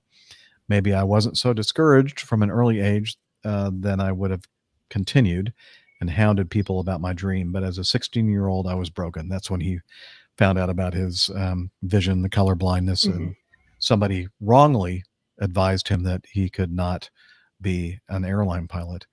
And also, I guess, that he wouldn't be able to follow the family tradition in the military at all. And he said, well, not 100% true. I could have, just in positions that he had no interest in, I guess, non-flying positions. Anyway, the reason why I wanted to cover this, he says, however, out of the gloom comes some positives. I've attached a picture on my recent flight from Perth to Sydney on QF 571 Qantas, an A330-200, of my little guy Blair, who had a great experience of visiting the cockpit when we landed in Sydney. Seems at his early age, he has been bitten by the aviation bug. Although I would never pressure him into an aviation career, he will never hear an objection from me either. The crew was great with him, even after the red eye across Australia. And I think the smile says it all. So there's a nice picture that he sent in. Is that displaying on our? Yep. It is. Okay. Thank you, Liz. Of Blair sitting in the captain's seat of this A330-200. Victor Hotel Echo Bravo Juliet. And he says, well, crew, I will sign off for here now. And once again, thank you for all you do on the podcast. I enjoy them immensely and enjoy the banter between you all. Stay safe, and may you enjoy smooth flying and even more important, smooth landings. And again, that's John Mann, sent to us back in February, and just wanted to make sure that we covered that and everybody could see his good-looking son Blair sitting in the captain's seat. That's adorable. Yeah. Yeah, I don't think we covered it. I was just thinking I might not be the best person to ask about that today, since I couldn't remember what Nick talked about like 3 minutes earlier. But that's all right. I can't either. But yeah, I'm glad we were able to get him some good answers, and there were a lot of folks who jumped in as always on the on their journey with color blindness and getting things checked out. And I think perhaps things have changed in those few years that have elapsed since the time he was 16 and he's now 41. So even if it wasn't possible then, certainly things have changed perhaps in terms of testing. Yep. Yeah, we don't want to beat the dead horse, but no, I do. Paul, go ahead. Sorry. Go ahead. I was going to say, I apologize. I can't remember what Nick said 3 minutes ago because I've been kind of busy. So I do apologize for being a few minutes behind here. Yeah, no problem. I don't know what happened 10 seconds ago, actually. So, you're in good company. Okay, I'm going to try to load up something here on the share screen. I'm happy to report, though, that I now have a shower bag. Oh, good. Now I can take a shower after 3 months. Now we don't have to do the social distancing anymore. So well, you still have to do social distancing. You know, wondering what the... I may have a heart of gold, but I still smell a bit. Okay, good warning. Thank you very much. Okay, I'm sharing the screen now. This is a news item that was sent in by Elijah. And he says, hey guys, love your show. Makes my hour-long commute so much more tolerable. I'm working through your past episodes, maybe someday making it to episode number 1. Here's a story that occurred last night near my area. I didn't know if it was worth sharing, but I found it amusing and thankfully had a good ending. pretty sure the pilot will be getting some phone calls. Yeah, I agree. And this happened in Elkins, Arkansas. And do you all see that on the screen? Yep. Yes. Okay. Is that near Arkansas? It's very close to Elkins, Arkansas, but Okay. it's Arkansas in this case. Okay, so we're going to play this.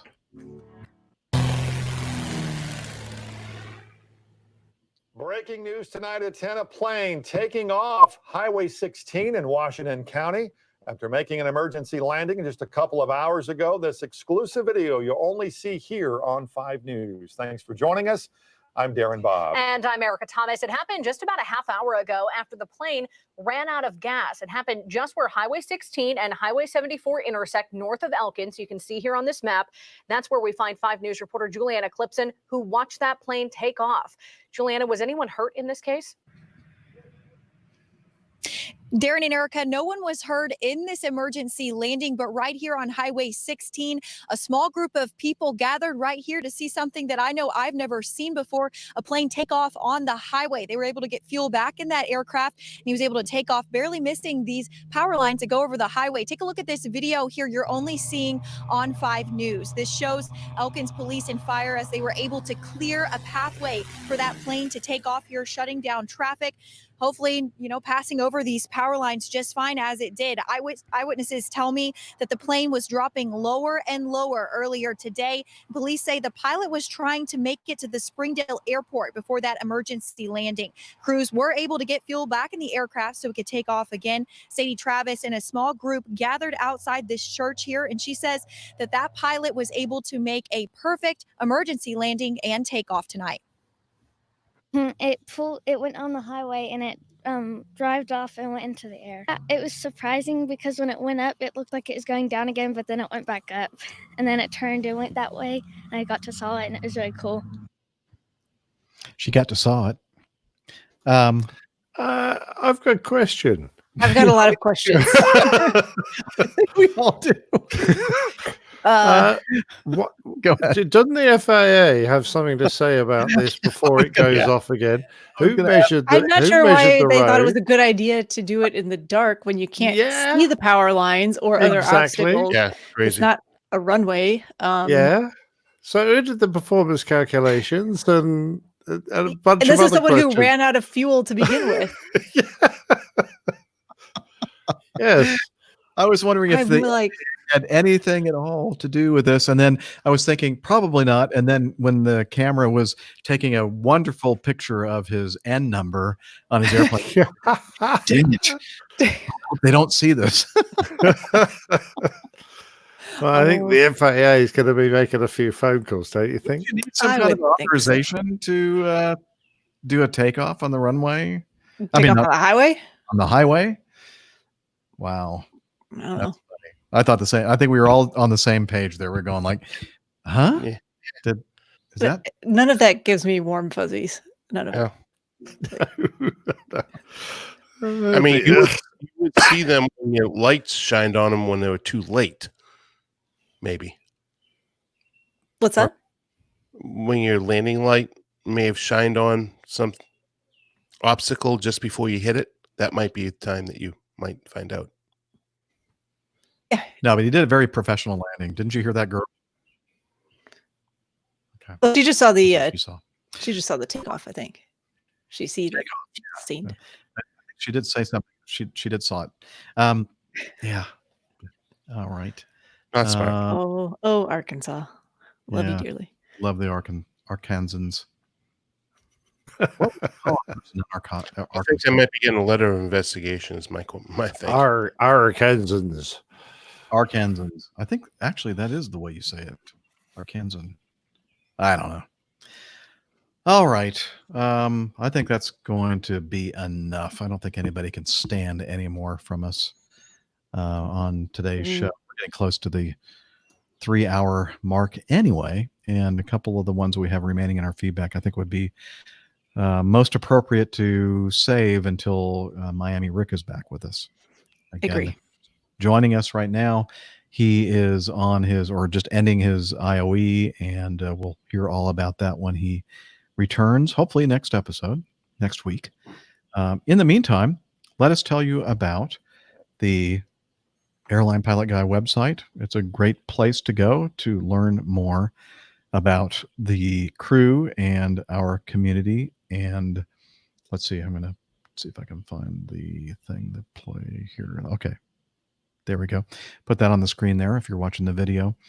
It has a list of all our podcasts. We a link for our YouTube page. By the way, again, if you want to watch us while we record the show live, go to youtube.com/airlinepilotguy, or just click on that link right there in our webpage, airlinepilotguy.com. Plane Tales, a prominent page on our site where you can learn more information about these great plane tales that Nick does for us every week, including pictures and other information that he may not have enough time to cover on the audio version of the Plane Tales. We have, if you're a reader, if you like books, we have the APG library, which is managed by our librarian, Tiffany. So check that out. Coffee Fund information, how you can join the Coffee Fund, be part of the Coffee Fund cadre, T-shirts and other items on the APG store, and a way for you to contact us.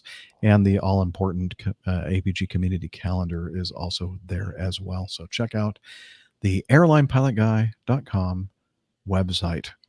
And to keep abreast of when we are recording shows and when they're released and other stuff, it's a good idea to follow us on social media.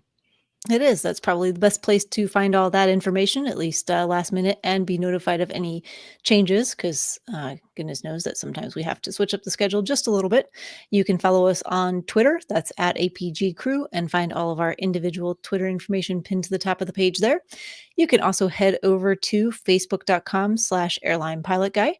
Lots of folks from the community are joining us there and sharing all kinds of stories and information. And sometimes on Instagram, also at APG Crew. So see you on the social medias. Excellent. And we are also on Slack. And again, I know, it's kind of difficult for me to set up all these hidden microphones and such, but even when I'm on the road, I'm able to set up these microphones, and that's the bathroom here in my studio in, where am I? San Antonio, Texas. Hey. Hello. Time. Slack, come on over. All right, he's going to tell us about Slack. APG listeners, please join us on our Slack team. Slack is a communication, coordination, and sharing platform that works on your mobile, laptop, or browser.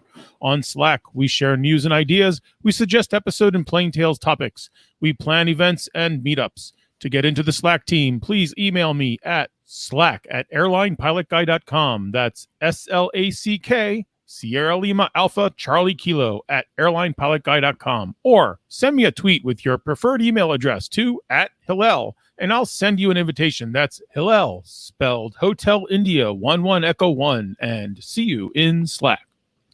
Thank you, Hillel. Now you can go back and do whatever it is that you do. And another... I don't want to know what it does. Let's not expound on that. We don't want to, as we always say on our show. Family show, ladies and gentlemen. Family show. Right. Yeah, you don't want to know how a sausage is made. No, you don't. And also a big round of applause for our producer director, Liz, who is yay, in the control room in Toronto, Ontario, Canada. Thank you, Liz. Hey, Liz. Can you do me a huge favor? Huge favor? It's illegal, though. No, I'm only kidding. Congrats. Thank you, Liz, for everything you do. Well, again, just to remind Dana. Family show, ladies and gentlemen. There's a limit to what I was going to ask her for some Crown Royal Limited, because it can only be bought in Canada. And you know what? We're not allowed to go up to Canada anymore. I know. Until like May or June or something. I don't know. I know. That's why I'm just cheering Liz on and saying, please. She wouldn't be able to do that. Well, I'm sure we'll all be reunited at some point in the future. I hope so. And with that, thank you everybody for listening to our show, subscribing to it, reviewing it, watching it, and all the other things that you do with it. Until Again, we don't need additional details there. yeah, you don't need to let us know. Until next time. Well, you can let us know. We just won't talk about it on the show. Wishing you clear skies, unlimited visibility, and talons, Douglas. Cheers, y'all. Bye, buddy.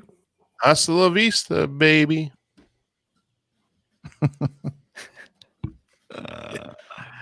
All right, we did it. Yes. Yeah. Again, guys, I apologize. It's just been kind of crazy here this afternoon. Get the glass installed. Yeah, I mean, I texted you guys and share with the community a little bit, but he texted me yesterday. Yeah, we'll be there tomorrow between 12 and 3 to install your glass. I'm like, it'd be nice if you'd ask me before you scheduled me. No, just telling. Just telling me what time. I mean, in God love him. He's a small mom and pup, and the reason why I went with him is because he was very thorough, even in his quote and bringing up some things. So I'm happy I went with him. But some notification, especially after I waited for 3 weeks for this glass, would have been nice. So it kind of detracted me from the show a little bit today, and I do. No, it was fine. Fine. We that was going to be something that you might have to manage while we're doing the show, and that's fine. Yeah, we thought Rick was going to be here, but obviously, life goes on, right? It does. So life finds a way. Top recorders. What that means. Done. Excellent. Yeah, you're going to need the recordings. Good signal the whole time. Stand by on sending them to me. I think for the most part, there's a couple little places that was a little bit of a hiccup on my end, but when I start the editing, I'll determine whether or not I really need them. Okay. So don't send them until I request them, but don't throw them away, please. And Steph, yes, I only need 3 hours, not like 142. Yeah, I did stop it. It's saved 3 hours, 29 minutes. Excellent. And as I did, it pulled up the other screen again. That went back to that last story. We were just the one about the aircraft taking off on the highway. This just cracks me up so much. Still, the pilot tells the news he was a little embarrassed about the incident. Yeah, no, really, no kidding. Just a little embarrassed. Yeah. Anyway, sorry. I'll put that away. That was a good one. So that was one that was sent to us back in February, I think. This is earlier, so we're not. This is no longer the show. This is the behind the scenes thing. One of the things that people that like to hang out with us in the live chat room get to hear. So, what did you say, Liz? On Monday, we had like one piece of feedback. Liz was kind of freaking out about that. And so I started going back and thought, well, I thought we had some other. So we found a couple of those pieces of feedback early on that kind of fell between the cracks. One of them being that one of the guy that took off from Elkins. We didn't even talk about the there was another GA aircraft that landed on a highway this week too in Cincinnati, California. Cincinnati. Yeah, okay. Just near Lunkin Field. Oh, I didn't. And actually, I think there's some good audio for that. So maybe for the next show we should or I don't even know if it's actually audio. I'll see what I can find. Okay. There was something about that story that made me pique my interest a little bit. All right, Liz, take care of your situation. That's good. I'll talk to you later. So anyway, she was kind of stressing about that a little bit. And I said, Liz, don't you know us? We can talk about one item for 3 hours. No problem. Yes. Exhibit A, today's show, 2 hours to feedback. So it's funny was we were like really scrambling to try to get as much feedback as we could and get as many news stories as possible. And then, as always, it turns out that we just had way more than we could possibly do in one show. A bunch of feedback came in at the last minute. Thank you very much, all of you, for sending us feedback. And so it worked out. Yeah, I was chuckling about how how we were worried about not having enough stuff to talk about. Yeah, we don't actually need anything. We could just get together and talk for 3 hours. I said, look, we could go to the aviation phone book, which for me would be like the Aviation Herald website, the aviation safety website, and we could just like start going one after another and we could talk for days for that stuff. So not a problem. No worries. We could just publish an entire episode of like pre-show and post-show. Yeah. Yes. People would probably be more entertained. It might be equally entertained, I should say. I think a lot of the people that hang out right now, like our chat room people, do that because they see that there's a lot more to just the podcast than the audio podcast that you can download on iTunes. There's a lot.